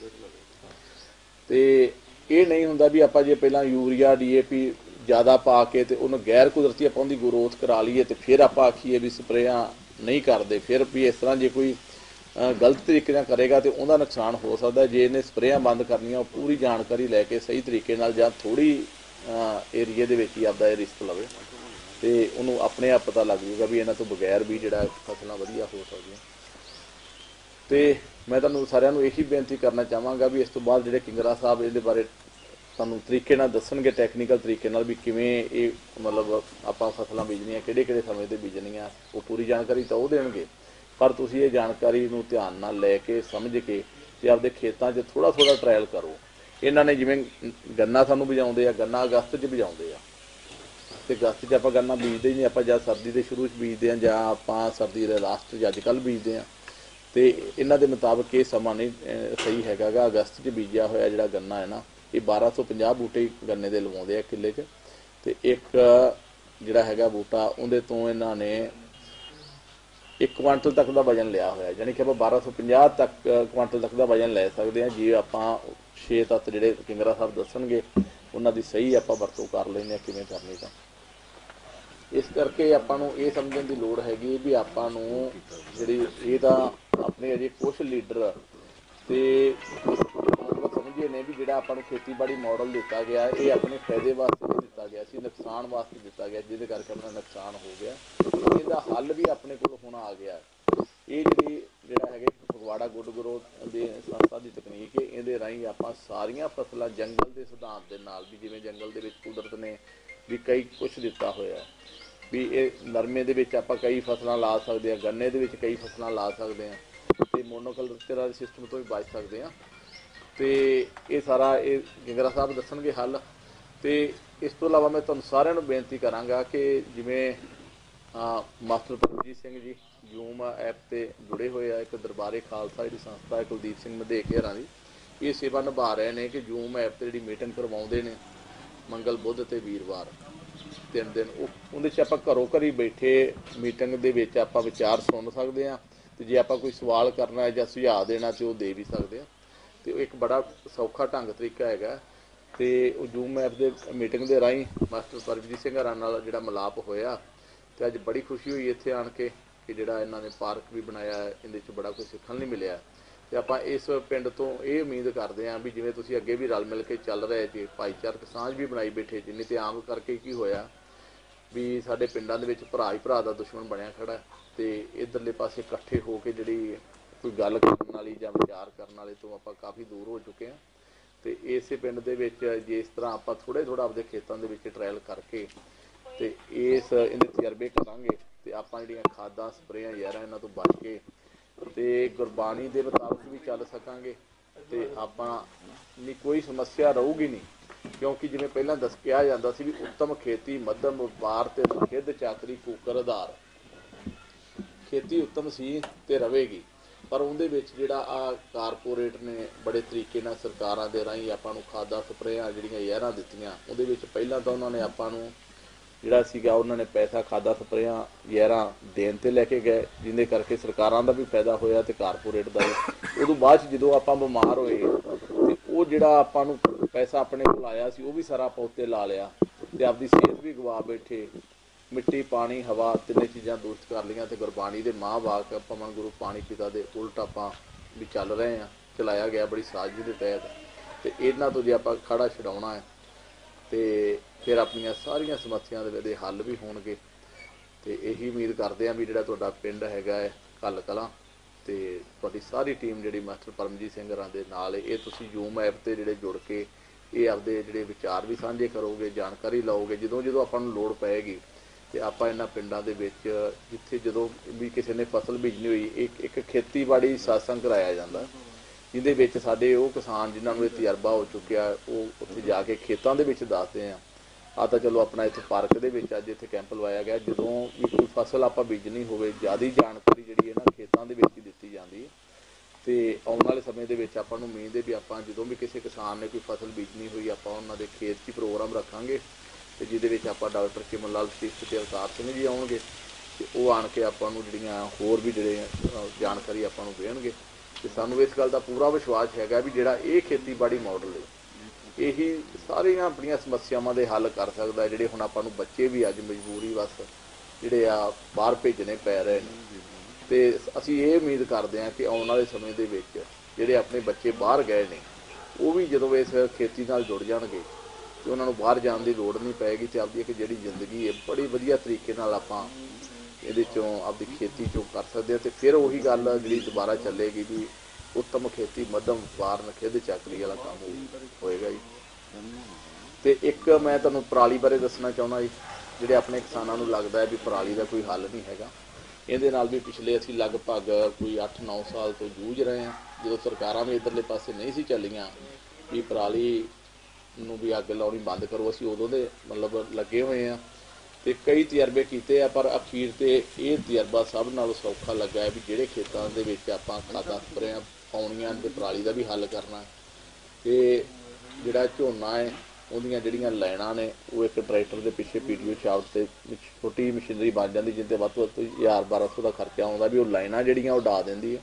ਤੇ ਫਿਰ ਖੜੇ ਬੁੱਥਿਆਂ ਦੇ ਵਿੱਚ ਖਾਦ ਤੇ ਬੀਜ ਦਾ ਛੱਟਾ ਦੇ ਲਓ ਤੇ ਉੱਪਰੋਂ ਰੀਪਰ ਜਾਂ ਮਲਚਰ ਫੇਰ ਕੇ ਪਾਣੀ ਲਾ ਦਿਓ। ਪਹਿਲਾਂ ਜ਼ਮੀਨ ਨੂੰ ਆਪਾਂ ਬੱਤਰ ਨਹੀਂ ਕਰਨਾ ਗਾ, ਪਾਣੀ ਲਾ ਦਿਓ। ਤੇ ਇਸ ਤਰੀਕੇ ਨਾਲ ਮੈਂ ਚੌਥੇ ਸਾਲ ਦੇ ਵਿੱਚ ਕਣਕ ਬੀਜੀ ਹੈ, ਚੌਥੀ ਵਾਰੀ 'ਚ ਤੇ 11 ਕਿੱਲੇ ਕਣਕ ਬੀਜੀ ਹੈ। ਜਿਹੜੇ ਵੀਰ ਨੇ ਉੱਥੇ ਆਣ ਕੇ ਵੇਖਣੀ ਉਹ ਵੀ ਵੇਖਣ ਤੇ ਨਹੀਂ ਤੇ ਤੁਹਾਡੇ ਪਿੰਡ ਦੇ ਨੇੜੇ ਇੱਥੇ ਹੈਗਾ ਸਲੀਨਾ ਪਿੰਡ, ਤਰਸੇਮ ਸਿੰਘ ਸਲੀਨਾ ਨੇ ਜਿਹੜੇ ਉਹ ਪਿਛਲੇ ਘੱਟੋ ਘੱਟ 3-4 ਸਾਲ ਤੋਂ ਉਹ ਵੀ ਲੱਗੇ ਹੋਏ ਆ। ਗੁਰਪ੍ਰੀਤ ਸਿੰਘ ਦਬੜੀ ਖਾਨਾ ਉਹ ਵੀ ਇਹਦੇ ਤੇ ਕਾਫੀ ਕਿਸਾਨਾਂ ਨੂੰ ਇਸ ਤਰੀਕੇ ਨਾਲ ਕਣਕ ਬੀਜਾ ਚੁੱਕੇ। ਆਪਣੇ ਤਕਰੀਬਨ ਪਿੰਡਾਂ ਦੇ ਵਿੱਚ ਹੁਣ ਅੱਜ ਕੱਲ੍ਹ ਮੇਰੇ ਖਿਆਲ ਮਲਚਿੰਗ ਵਾਲੇ ਤਰੀਕੇ ਨਾਲ ਕਣਕ ਬੀਜੀ ਹੋਈ ਹੈ। ਜਿੱਥੇ ਜਿੱਥੇ ਵੀ ਬੀਜੀ ਹੈ ਤੁਸੀਂ ਹੁਣ ਆਪਦੇ ਉਹਨਾਂ ਪਰਿਵਾਰ ਦੇ ਮੈਂਬਰਾਂ ਨੂੰ ਨਾਲ ਲੈ ਕੇ ਜਾਓ ਜਿਹੜੇ ਖੇਤੀ ਦੇ ਵਿੱਚ ਦਖਲਅੰਦਾਜ਼ੀ ਕਰਦੇ ਆ ਵੀ ਆਪਾਂ ਕਿਹੜੀ ਚੀਜ਼ ਬੀਜਣੀ ਕਦੋਂ ਬੀਜਣੀ ਹੈ। ਉਹ ਆਪਣੇ ਜਿਹੜੇ ਜ਼ਮੀਨਾਂ ਜਿਨ੍ਹਾਂ ਨੇ ਹਿੱਸੇ 'ਤੇ ਲਈਆਂ ਨੇ ਜਾਂ ਠੇਕੇ 'ਤੇ ਲਈਆਂ ਜਾਂ ਆਪਣੇ ਨਾਲ ਸੀਰੀ ਦਾ ਕੰਮ ਕਰ ਰਹੇ ਨੇ ਉਹਨਾਂ ਨੂੰ ਤੁਸੀਂ ਨਾਲ ਜਾ ਕੇ ਉਹ ਵਿਖਾ ਕੇ ਆਓ ਵੀ ਇਹ ਕਣਕ ਦੇ ਵਿੱਚ ਜੇ ਕੋਈ ਕਮੀ ਆਪਾਂ ਨੂੰ ਲੱਗਦੀ ਹੈ ਤੇ ਆਪਾਂ ਮੀਟਿੰਗਾਂ ਦੇ ਰਾਹੀਂ ਆਪਾਂ ਸਾਂਝੀ ਕਰੀਏ। ਪਰ ਸਾਨੂੰ ਉਹਦੇ 'ਚ ਇੱਕ ਵੀ ਕਮੀ ਨਹੀਂ ਲੱਗਦੀ। ਅਸੀਂ ਤਾਂ ਇਹ ਤਜਰਬਾ ਕੀਤਾ ਕਿ ਜਿਹੜੀਆਂ ਜ਼ਮੀਨਾਂ ਦੇ ਵਿੱਚ ਅਸੀਂ ਲਗਾਤਾਰ ਪਰਾਲੀ ਗਾਲ ਰਹੇ ਹਾਂ ਨਾ ਉੱਥੇ ਜ਼ਮੀਨ ਦੀ ਉਪਜਾਊ ਸ਼ਕਤੀ ਵੱਧ ਰਹੀ ਹੈ। ਤੇ ਉਦੋਂ ਬਾਅਦ 'ਚ ਜੇ ਆਪਾਂ ਬੈੱਡ 'ਤੇ ਇਸ ਤਰ੍ਹਾਂ ਆ ਜਾਂਦੇ ਹਾਂ ਤੇ ਆਪਾਂ ਨੂੰ ਕਿਸੇ ਤਰ੍ਹਾਂ ਦੀ ਕੋਈ ਯੂਰੀਆ DAP ਪਾਉਣ ਦੀ ਲੋੜ ਹੀ ਨਹੀਂ ਪੈਂਦੀ ਗੀ। ਤੇ ਇੰਨੀਆਂ ਗੱਲਾਂ ਕਹਿ ਕੇ ਜਮਾ ਦਾ ਇਜਾਜ਼ਤ। ਜੇ ਕਿਸੇ ਵੀ ਵੀਰ ਦਾ ਕੋਈ ਸਵਾਲ ਹੋਵੇ ਤੇ ਕਿੰਗਰਾ ਸਾਹਿਬ ਪਹਿਲਾਂ ਬੋਲਣਗੇ, ਉਸ ਤੋਂ ਬਾਅਦ ਦੇ ਵਿੱਚ ਤੁਹਾਨੂੰ ਇਹ ਦੱਸਿਆ ਕਿ ਉਹਨਾਂ ਦੇ ਸਵਾਲਾਂ ਦੇ ਜਵਾਬ ਦੇਣ ਦੀ ਕੋਸ਼ਿਸ਼ ਕਰਾਂਗੇ। ਦੂਰੋਂ ਨੇੜਿਓਂ ਪਹੁੰਚੇ ਹੋਏ ਸਾਰੇ ਹੀ ਕਿਸਾਨ ਭਰਾਵਾਂ ਨੂੰ ਮੇਰੇ ਵੱਲੋਂ ਸਤਿ ਸ੍ਰੀ ਅਕਾਲ ਜੀ। ਮੇਰਾ ਪਿੰਡ ਹੈ ਕਿੰਗਰਾ, ਫਰੀਦਕੋਟ ਜ਼ਿਲ੍ਹਾ, ਤੇ ਮੈਂ 2015 ਦੇ ਵਿੱਚ ਬਾਹਰੋਂ ਵਾਪਸ ਆਇਆ ਸੀਗਾ, ਸਟੱਡੀ ਵੀਜ਼ੇ ਤੇ ਗਿਆ ਸੀ। ਉਸ ਤੋਂ ਬਾਅਦ ਬੜਾ ਨਿਰਾਸ਼ ਸੀ, ਉੱਥੋਂ ਵੀ ਨਿਰਾਸ਼ ਸੀਗਾ, ਨਿਰਾਸ਼ ਹੋ ਕੇ ਆਇਆ ਸੀਗਾ, ਮੈਨੂੰ ਸਿਸਟਮ ਨਹੀਂ ਚੰਗਾ ਲੱਗਾ। ਤੇ ਇੱਕ ਦਿਨ ਇਹਨਾਂ ਦਾ ਡਾਕਟਰ ਅਵਤਾਰ ਜੀ ਦਾ ਫਗਵਾੜੇ ਤੋਂ ਆਰਟੀਕਲ ਛਪਦਾ ਸੀਗਾ ਜਗਬਾਣੀ ਦੇ ਵਿੱਚ। ਉਹ ਆਰਟੀਕਲ ਪੜ੍ਹਦੇ ਪਏ ਸੀਗੇ ਤੇ ਉਹਦੇ ਵਿੱਚ ਲਿਖਿਆ ਹੋਇਆ ਸੀ ਜੰਗਲ ਦਾ ਸਿਧਾਂਤ, ਜਿਹਦੇ ਉੱਪਰ ਖੇਤੀ ਦੀ ਗੱਲ ਕੀਤੀ ਗਈ। ਉਹ ਜੰਗਲ ਦੇ ਸਿਧਾਂਤ ਨੂੰ ਜਦੋਂ ਉਹਨਾਂ ਦੇ ਡਿਟੇਲ ਨੂੰ ਪੜ੍ਹਿਆ ਤੇ ਉਹਦੇ ਵਿੱਚ ਗੰਨਾ ਵੀ ਵਿੱਚ, ਉਹਦੇ ਵਿੱਚ ਸਬਜ਼ੀਆਂ ਵੀ, ਤੇ ਕਾਫੀ ਮਤਲਬ ਕਣਕ ਵਗੈਰਾ, ਛੋਲੇ, ਸਾਰੀਆਂ ਫਸਲਾਂ ਦੀ ਜਿਹੜੀ ਹੈ ਡਿਟੇਲ ਦਿੱਤੀ ਹੋਈ ਸੀ। ਉਹਨਾਂ ਦਾ ਨੀਚੇ ਨੰਬਰ ਦਿੱਤਾ ਹੋਇਆ ਸੀ ਤੇ ਮੈਂ ਨੰਬਰ ਤੇ ਕੰਟੈਕਟ ਕੀਤਾ ਤੇ ਪ੍ਰੋਗਰਾਮ ਬਣਾਇਆ ਉੱਥੇ ਫਗਵਾੜੇ ਜਾਣ ਦਾ, ਉਹਨਾਂ ਦੇ ਫਾਰਮ ਦੇ ਉੱਪਰ, ਜਿੱਥੇ ਉਹ ਆਪਣਾ ਜਿਹੜਾ ਇਹ ਫਾਰਮ ਚਲਾ ਰਹੇ ਆ। ਤੇ ਉਹਦੇ ਵਿੱਚ ਕੀ ਆ, 80-82 ਏਕੜ ਦੇ ਵਿੱਚ 2 ਖੇਤ ਆ ਉਹਨਾਂ ਕੋਲੇ। ਉਹਦੇ ਵਿੱਚ ਸਾਰੀ ਖੇਤੀ ਇਸ ਮਾਡਲ ਦੇ ਤਹਿਤ ਜਿਹੜੀ ਕਰ ਰਹੇ ਆ। ਪਿਛਲੇ ਲੰਮੇ ਸਮੇਂ ਤੋਂ ਖੇਤੀ ਕਰ ਰਹੇ ਸੀਗੇ, ਜਿਹਦੇ ਵਿੱਚ ਉਹਨਾਂ ਦੇ ਤਜਰਬੇ, ਉਹਨਾਂ ਦੇ ਪ੍ਰੈਕਟੀਕਲ ਨਿਕਲ ਕੇ ਜਿਹੜਾ ਐਂਡ ਨਤੀਜੇ ਤੇ ਜਦੋਂ ਇਹ ਸਿਸਟਮ ਪਹੁੰਚਿਆ ਹੈਗਾ, ਉਸ ਤੋਂ ਬਾਅਦ ਉਹਨਾਂ ਨੇ ਵਿਚਾਰ ਕਰਨ ਤੋਂ ਬਾਅਦ ਜਿਹੜਾ ਇਹਨੂੰ ਸੋਚਿਆ ਕਿ ਪੰਜਾਬ ਦੇ ਸਾਰੇ ਤੇ ਸਾਰੇ ਦੇਸ਼ ਦੇ ਜਿਹੜੇ ਕਿਸਾਨਾਂ ਤੱਕ ਇਹਨੂੰ ਪਹੁੰਚਾਇਆ ਜਾਵੇ। ਉਹਦੇ ਵਾਸਤੇ ਉਹਨਾਂ ਨੇ 2014-15 ਦੇ ਵਿੱਚ ਸਟਾਰਟ ਕੀਤਾ ਸੀਗਾ, ਮਤਲਬ ਦੱਸਣਾ। ਤੇ ਮੇਰੀ ਖੁਦਕਿਸਮਤੀ ਇਹ ਹੈ ਕਿ ਮੈਂ 2016 ਦੇ ਵਿੱਚ ਹੀ ਉਹਨਾਂ ਨਾਲ ਜੁੜ ਗਿਆ ਸੀਗਾ ਤੇ ਕਾਫੀ ਮੈਨੂੰ ਸਿੱਖਣ ਨੂੰ ਮਿਲਿਆ ਉੱਥੋਂ। ਸਿੱਖਣ ਤੋਂ ਬਾਅਦ ਮੈਂ 2016 ਦੇ ਵਿੱਚ ਆ ਕੇ ਪਹਿਲੇ ਸਾਲ ਆਪਦੇ ਖੇਤ ਦੇ ਵਿੱਚ ਇਹ ਸਿਸਟਮ ਲਾਗੂ ਕੀਤਾ ਤੇ ਮੈਨੂੰ ਬਹੁਤ ਹੀ ਵਧੀਆ ਜਿਹੜੇ ਹੈਰਾਨੀਜਨਕ ਜਿਹੜੇ ਨਤੀਜੇ ਆ ਉਹ ਮਿਲੇ। ਉਸ ਤੋਂ ਬਾਅਦ ਮੈਂ ਪਿੱਛੇ ਮੁੜ ਕੇ ਨਹੀਂ ਦੇਖਿਆਗਾ। ਇਸ ਕੇ ਮਤਲਬ ਇੰਨਾ ਕੁ ਵਿਸ਼ਵਾਸ ਬਣ ਗਿਆ ਇਸ ਸਿਸਟਮ ਦੇ ਉੱਪਰ ਕਿ ਅਸੀਂ ਹੁਣ ਤੱਕ ਜਿਹੜੀਆਂ ਸਾਨੂੰ ਜੋ ਕੁਝ ਸਿਖਾਇਆ ਗਿਆ, ਜਿਹਦੇ ਵਿੱਚ ਸਾਨੂੰ ਸਮਾਂ ਸਾਰਣੀ, ਪਾਣੀ ਤੋਂ ਲੈ ਕੇ ਜਿੰਨਾ ਵੀ ਕੁਝ ਸਾਨੂੰ ਫਸਲ ਕਰਨ ਦਾ ਤਰੀਕਾ ਦੱਸਿਆ ਜਾਂਦਾ, ਉਹ ਸਾਡੇ ਪੁਰਖਿਆਂ ਤੋਂ ਜਿਹੜਾ ਸਿਸਟਮ ਸੀਗਾ ਉਹਨੂੰ ਕਿਤੇ ਨਾ ਕਿਤੇ ਸਾਈਡ ਕਰਕੇ ਸਾਨੂੰ ਡਾਕਟਰਾਂ ਦੇ ਰਾਹੀਂ ਤੇ ਯੂਨੀਵਰਸਿਟੀਆਂ ਦੇ ਰਾਹੀਂ ਕਾਰਪੋਰੇਟ ਨੇ ਸਿਖਾਇਆ ਤੇ ਉਹ ਅਸੀਂ ਸਾਨੂੰ ਬੁਝਾਇਆ, ਜਿਹਨੇ ਸਾਡਾ ਇੰਨਾ ਕੁ ਜ਼ਿਆਦਾ ਘਾਣ ਕਰ ਦਿੱਤਾ ਕਿ ਅਸੀਂ ਅੱਜ ਦੇਖੋ ਦਿੱਲੀ ਦੇ ਵਿੱਚ ਧਰਨੇ ਲਾ ਕੇ ਬੈਠੇ ਹਾਂ। ਪਰ ਹੱਲ ਸਾਨੂੰ ਅੱਜ ਵੀ, ਜੇਕਰ ਬਿੱਲ ਵਾਪਸ ਹੋ ਜਾਂਦੇ ਆ ਤੇ ਹੱਲ ਸਾਨੂੰ ਫਿਰ ਵੀ ਕੋਈ ਨਹੀਂ ਦਿਸ ਰਿਹਾ। ਉਹ ਸਾਰੇ ਹੱਲ ਨੂੰ ਮਤਲਬ ਇੰਨੀ ਤਾਣੀ ਨੂੰ ਉਲਝਾ ਦਿੱਤਾ ਗਿਆ ਤੇ ਉਹਦੇ ਵਿੱਚੋਂ ਨਿਕਲਣਾ ਜਿਹੜਾ ਕਿਸਾਨ ਦੇ ਲਈ ਬੜਾ ਮੁਸ਼ਕਲ ਹੋ ਚੁੱਕਿਆ। ਇਸ ਕਰਕੇ ਜਿਹੜਾ ਇਹ ਫਗਵਾੜਾ ਟੈਕਨੀਕ ਦਾ ਜਿਹੜਾ ਸਿਸਟਮ ਹੈ, ਇਹ ਇੰਨਾ ਕੁ ਮਤਲਬ ਇਹਦੇ ਵਿੱਚ ਪਾਵਰ ਹੈਗੀ ਹੈ ਕਿ ਅੱਜ ਇਹ ਕਿਸਾਨ ਨੂੰ ਉਸ ਜਿਹੜੀ ਦਲਦਲ ਦੇ ਵਿੱਚੋਂ ਕੱਢ ਕੇ ਬਾਹਰ ਲਿਆ ਸਕਦਾ।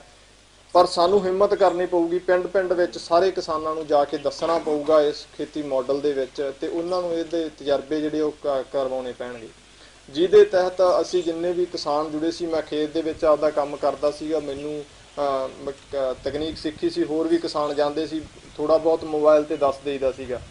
ਤੇ ਉਸ ਤੋਂ ਬਾਅਦ ਬੂਟਾ ਜੀ ਨਾਲ ਕੰਟੈਕਟ ਹੋਇਆ, ਇਹ ਕਹਿੰਦੇ ਵੀ ਨਹੀਂ ਆਪਾਂ ਮਤਲਬ ਟੀਮ ਬਣਾ ਕੇ ਪੂਰੇ ਪੰਜਾਬ ਦੇ ਵਿੱਚ ਚੱਲੀਏ, ਸ਼ੁਰੂ ਕਰੀਏ ਕਿ ਇਸ ਮਿਸ਼ਨ ਨੂੰ ਜਿਹੜਾ ਆਪਾਂ ਹਰੇਕ ਘਰ ਤੇ ਹਰੇਕ ਖੇਤ ਦੇ ਵਿੱਚ ਪਹੁੰਚਾਈਏ, ਤਾਂ ਜੋ ਜਲਦੀ ਤੋਂ ਜਲਦੀ ਜਿਹੜੀ ਇਹ ਸਮੱਸਿਆ ਦਾ ਹੱਲ ਹੋ ਸਕੇ, ਕਿਉਂਕਿ ਸਮੱਸਿਆ ਬਹੁਤ ਵੱਡੀ ਬਣ ਚੁੱਕੀ ਹੈ ਇਸ ਟਾਈਮ।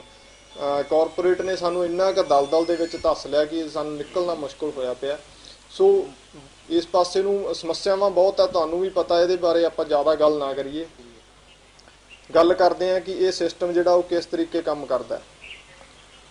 ਇਹ ਸਾਰਾ ਸਿਸਟਮ ਜਿਵੇਂ ਪਹਿਲਾਂ ਵੀ ਬੂਟਾ ਸਿੰਘ ਜੀ ਵੀ ਦੱਸ ਕੇ ਗਏ ਆ ਕਿ ਜਿਹੜਾ ਗੁਰਬਾਣੀ ਦੇ ਆਧਾਰਿਤ ਜਿਹੜਾ ਇਹ ਸਿਸਟਮ ਜਿਹੜਾ ਡਿਵੈਲਪ ਹੋਇਆ, ਗੁਰਬਾਣੀ ਦੇ ਵਿੱਚ ਜਿੱਥੇ ਸਾਨੂੰ ਜੀਵਨ ਜਿਉਣ ਦੀ ਜਾਂਚ ਦੱਸਦੀ ਹੈ, ਉੱਥੇ ਨਾਲ ਦੀ ਨਾਲ ਖੇਤੀ ਕਰਨ ਦੀ ਜਾਂਚ ਵੀ ਜਿਹੜੀ ਆ ਗੁਰਬਾਣੀ ਦੇ ਵਿੱਚ ਦੱਸੀ ਗਈ ਹੈ, ਜਿਹਦੇ ਵਿੱਚ ਆਪਾਂ ਨੂੰ ਪਾਣੀ ਪਵਨ ਗੁਰੂ ਪਾਣੀ ਪਿਤਾ ਮਾਤਾ ਧਰਤ ਮਹੱਤ ਇੱਦਾਂ ਦੇ ਉਪਦੇਸ਼ ਦੇ ਕੇ ਆਪਾਂ ਨੂੰ ਗੁਰੂ ਸਾਹਿਬ ਨੇ ਜਿਹੜਾ ਸਿੱਖਿਆ ਦੇਣ ਦੀਆਂ ਕੋਸ਼ਿਸ਼ਾਂ ਕੀਤੀਆਂ, ਜਿਹਦੇ ਵਿੱਚ ਆਦਿ ਸੱਚ ਜਗਾਦ ਸੱਚ, ਜਿਹਦੇ ਵਿੱਚ ਕਿ ਜਿਹੜੀਆਂ ਚੀਜ਼ਾਂ ਸੂਰਜ ਆ ਜਿਵੇਂ ਉਹਨੇ ਅੱਜ ਵੀ ਉਸੇ ਦਿਸ਼ਾ ਤੋਂ ਚੜ੍ਹਦਾ ਤੇ ਉਸੇ ਦਿਸ਼ਾ ਦੇ ਵਿੱਚ ਛਿਪਦਾ, ਰੁੱਤਾਂ ਵੀ ਉਸੇ ਤਰ੍ਹਾਂ ਚੱਲਦੀਆਂ, ਜਿਹੜੀਆਂ ਕੀ ਆ ਅੱਜ ਵੀ ਸੱਚ ਆ ਕੱਲ੍ਹ ਵੀ ਸੱਚ ਰਹਿਣਗੀਆਂ। ਇਹ ਚੀਜ਼ਾਂ ਜੇਕਰ ਆਪਾਂ ਡੂੰਘਾਈ ਦੇ ਵਿੱਚ ਜਾਈਏ ਤਾਂ ਕੁਦਰਤ ਬਾ ਕਮਾਲ ਜਿਹੜਾ ਸਿਸਟਮ ਨੂੰ ਚਲਾ ਰਹੀ ਹੈ, ਕਿਤੇ ਨਾ ਕਿਤੇ ਜਿਹੜੀ ਸਾਡੀ ਦਖਲ ਅੰਦਾਜ਼ੀ ਆ ਉਹ ਕੁਦਰਤ ਦੇ ਚੱਲ ਰਹੇ ਇਸ ਵਰਤਾਰੇ ਦੇ ਵਿੱਚ ਵਿਘਨ ਪਾ ਰਹੀ ਹੈ। ਸਾਨੂੰ ਜਿਹੜੀ ਖੇਤੀ ਆ ਉਹਨੂੰ ਅਸੀਂ ਕੁਦਰਤੀ ਤੇ ਇੱਕ ਕੈਮੀਕਲ ਖੇਤੀ, ਦੋ ਖੇਤੀਆਂ ਦੇ ਵਿੱਚ ਵੰਡ ਲਿਆ। ਉਹ ਅਸਲ ਦੇ ਵਿੱਚ ਖੇਤੀ ਕੁਦਰਤੀ ਹੋਈ ਆ। ਕੈਮੀਕਲ ਦੇ ਖੇਤੀ ਦੇ ਵਿੱਚੋਂ ਜੇਕਰ ਆਪਾਂ ਕੈਮੀਕਲ ਨੂੰ ਬਾਹਰ ਕਰ ਦਈਏ ਤਾਂ ਉਹ ਜਿਹੜੀ ਆ ਖੇਤੀ ਆ ਕੁਦਰਤੀ ਰਹਿ ਜਾਂਦੀ ਹੈ। ਜੇਕਰ ਕੁਦਰਤੀ ਤੇ ਕੈਮੀਕਲ ਦੀ ਖੇਤੀ ਦੇ ਵਿੱਚੋਂ ਜੇਕਰ ਆਪਾਂ ਕੁਦਰਤ ਨੂੰ ਬਾਹਰ ਕਰ ਦਈਏ ਕੀ ਖੇਤੀ ਹੋ ਸਕਦੀ ਹੈ? ਸੰਭਵ ਨਹੀਂ ਹੈਗਾ, ਕਿਉਂਕਿ ਖੇਤੀ ਆਲਰੇਡੀ ਕੁਦਰਤ ਦੇ ਸਹਿਯੋਗ ਨਾਲ ਹੀ ਚੱਲ ਸਕਦੀ ਹੈ। ਕੈਮੀਕਲ ਦਾ ਆਪਾਂ ਵਿੱਚ ਉਹਨੂੰ ਐਡ ਕੀਤਾ ਹੋਇਆ, ਕਿਉਂਕਿ ਕੁਦਰਤ ਦੇ ਸਹਿਯੋਗ ਨਾਲ ਹੀ ਜਿਹੜੀ ਖੇਤੀ ਹੋ ਸਕਦੀ ਹੈ। ਕੁਦਰਤ ਤੋਂ ਬਿਨਾਂ ਜਿਹੜੀ ਖੇਤੀ ਆ ਹੋਣੀ ਉਹ ਸੰਭਵ ਨਹੀਂ ਹੈਗੀ। ਜਿਹੜਾ ਜੀਵਨ ਆ ਉਹ 5 ਤੱਤਾਂ ਤੇ, ਜਿਵੇਂ ਡਾਕਟਰ ਅਵਤਾਰ ਜੀ ਦੱਸਦੇ ਆ ਕਿ ਜਿਹੜਾ ਜੀਵਨ ਆ ਉਹਦੀ ਹੋਂਦ ਆ, ਜਿਹੜੀ ਉਹਦੀ ਉਤਪਤੀ ਹੋਈ ਆ 5 ਤੱਤਾਂ ਦੇ ਨਾਲ, ਜਿਹਦੇ ਵਿੱਚ ਹਵਾ, ਪਾਣੀ, ਅਗਨੀ, ਆਕਾਸ਼ ਤੇ ਜਿਹੜੀ ਜੀ ਧਰਤੀ ਦੀ ਵਰਤੋਂ, ਮਿੱਟੀ ਜਿਹਨੂੰ ਕਹਿ ਦਿੰਦੇ ਆ, ਉਹਦੀ ਇਹਨਾਂ 5 ਤੱਤਾਂ ਨੂੰ ਮਿਲ ਕੇ ਜਿਹੜਾ ਇਹਨਾਂ ਦੇ ਸੁਮੇਲ ਦੇ ਨਾਲ ਜਿਹੜਾ ਜੀਵਨ ਹੋਣ ਦੇ ਵਿੱਚ ਆਉਂਦਾ ਹੈ। ਉਸ ਤੋਂ ਬਾਅਦ ਜੀਵਨ ਨੂੰ ਆਪਦਾ ਜੀਵਨ ਕਾਲ ਪੂਰਾ ਕਰਨ ਦੇ ਲਈ ਖੁਰਾਕ ਚਾਹੀਦੀ ਹੈ। ਖੁਰਾਕ ਕੀ ਹੈ ਕਿ ਜੀਵਨ ਹੀ ਜੀਵਨ ਦਾ ਆਧਾਰ ਹੈ। ਇੱਕ ਜੀਵਨ ਦੂਜੇ ਜੀਵਨ ਦੀ ਖੁਰਾਕ ਹੈ, ਚਾਹੇ ਉਹ ਸੂਖਮ ਜੀਵ ਹੈ, ਚਾਹੇ ਉਹ ਪੰਛੀ ਹੈ, ਚਾਹੇ ਉਹ ਬਨਸਪਤੀ ਹੈ। ਜੀਵਨ ਹੀ ਜੀਵਨ ਦਾ ਜਿਹੜਾ ਖੁਰਾਕ ਦਾ ਵਸੀਲਾ ਬਣਦਾ ਹੈ। ਇੱਕ ਜੀਵਨ ਦੂਜੇ ਜੀਵਨ ਦਾ ਜਿਹੜਾ ਖੁਰਾਕ ਬਣਦੀ ਹੈ। ਇਹਨੂੰ ਆਪਾਂ ਨੂੰ ਧਿਆਨ ਦੇ ਵਿੱਚ ਰੱਖਣਾ ਪਊਗਾ। ਹੁਣ ਜਿਹੜੇ ਬਨਸਪਤੀ ਵੀ ਜੀਵਨ ਹੈ, ਜੇਕਰ ਆਪਾਂ ਦੂਸਰੇ ਜੀਵਨ ਤੇ ਲਾਗੂ ਹੁੰਦੀਆਂ ਚੀਜ਼ਾਂ ਤੇ ਬਨਸਪਤੀ ਤੇ ਵੀ ਇਹੀ ਲਾਗੂ ਹੋਣਗੀਆਂ। ਇਸ ਕਰਕੇ ਜਿੰਨੇ ਵੀ ਜੀਵਨ ਹੋਇਆ ਉਹ ਤਕਰੀਬਨ ਪਾਣੀ ਦਾ ਜਿੱਥੇ ਸੋਮਾ ਹੋਇਆ ਉਹਦੇ ਨੇੜੇ ਉਤਪਤ ਹੋਇਆ। ਜਿਹੜੇ ਸ਼ਹਿਰ ਆ ਵੱਡੇ ਉਹ ਪਾਣੀ ਦੇ ਸੋਮੇ ਦੇ ਨੇੜੇ ਆ ਤੇ ਉੱਚੀਆਂ ਥਾਵਾਂ ਤੇ ਆ, ਤੇ ਇਸ ਕਰਕੇ ਜਿਹੜੀਆਂ ਆਪਾਂ ਨੂੰ ਇਸ ਜੀਵਨ ਨੂੰ ਆ, ਫਸਲਾਂ ਨੂੰ ਵੀ ਆ, ਇਹਨਾਂ ਦਾ ਜਿਹੜਾ ਬਸੇਰਾ ਇਹ ਵੀ ਆਪਾਂ ਨੂੰ ਉੱਚੇ ਥਾਂ ਤੇ ਕਰਨਾ ਪਊਗਾ। ਤੇ ਜਿਹੜਾ ਪਾਣੀ ਹੈ, ਪਾਣੀ ਦੇ ਸੁਭਾਅ ਦੇ ਮੁਤਾਬਕ ਜਿਹੜਾ ਨੀਵੇਂ ਥਾਂ, ਹਵਾ ਤੇ ਪਾਣੀ ਜਿਹੜਾ ਇਕੱਠੇ ਨਹੀਂ ਹੋ ਸਕਦੇ। ਇਸ ਕਰਕੇ ਜਿਹੜਾ ਹਵਾ ਉੱਪਰ ਨੂੰ ਜਾਂਦੀ ਹੈ ਤੇ ਪਾਣੀ ਹਮੇਸ਼ਾ ਨਿਵਾਣ ਵੱਲ ਨੂੰ ਚੱਲਦਾ ਹੈ। ਇਸ ਕਰਕੇ ਇਹਨਾਂ ਨੂੰ ਇਹਨਾਂ ਦੇ ਸੁਭਾਅ ਦੇ ਮੁਤਾਬਕ ਜਿਹੜਾ ਪਾਣੀ ਨੂੰ ਆਪਾਂ ਖਾਲੀਆਂ ਦੇ ਵਿੱਚ ਲਾਉਣਾ ਹੈ। ਤੇ ਇਸ ਖੇਤੀ ਨੂੰ ਸ਼ੁਰੂ ਕਰਨ ਤੋਂ ਪਹਿਲਾਂ ਆਪਾਂ ਜਿਹੜਾ ਕੰਪਿਊਟਰ ਕਰਾਹਾ ਲਾ ਕੇ ਆਪਾਂ ਰੇਜ਼ਰ ਕਰ ਲੈਣਾ ਹੈਗਾ। ਲੇਜ਼ਰ ਲੈਵਲ ਦੇ ਨਾਲ ਆਪਾਂ ਜਿਹੜਾ ਖੇਤ ਆ ਉਹ ਸਮਤਲ ਕਰਨ ਤੋਂ ਬਾਅਦ ਉਸ ਤੋਂ ਬਾਅਦ ਉਹਦੇ ਵਿੱਚ ਬੈੱਡ ਬਣਾਏ ਜਾਂਦੇ ਆ, ਜਿਹਦੇ ਵਿੱਚ ਟਾਈਮ ਟੂ ਟਾਈਮ 4 ਫੁੱਟ ਰੱਖ ਕੇ ਜਿਹੜੀ ਬੈੱਡਾਂ ਦੀ ਜਿਹੜੀ ਚੌੜਾਈ ਆ ਉਹ ਤਕਰੀਬਨ 32 ਇੰਚ ਬਣਦੀ ਆ ਤੇ 18 ਇੰਚ ਦੀ ਖਾਲੀ ਬਣਦੀ ਆ।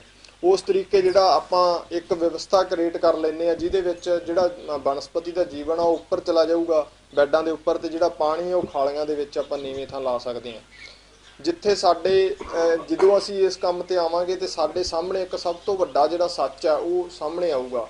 ਉਹ ਕੀ ਆਊਗਾ ਕਿ ਸਾਨੂੰ ਹੁਣ ਤੱਕ ਜਿਹੜਾ ਫਲੱਡ ਇਰੀਗੇਸ਼ਨ ਵੱਲ ਧੱਕਿਆ ਗਿਆ, ਸਾਨੂੰ ਪਾਣੀ ਦੇ ਜਿਹੜੇ ਆ ਵਸੀਲੇ ਆ ਉਹ ਇੰਨੇ ਈਜ਼ੀ ਕਰ ਦਿੱਤੇ ਗਏ ਆ ਕਿ ਜਿਹੜੀ ਪਾਣੀ ਦੀ ਸਾਨੂੰ ਮੁਸ਼ਕਲ ਨਾ ਆਵੇ ਉਹ ਸਾਡੇ ਮਤਲਬ ਸਾਨੂੰ ਬਹੁਤਾਤ ਦੇ ਵਿੱਚ ਦਿੱਤਾ ਗਿਆ।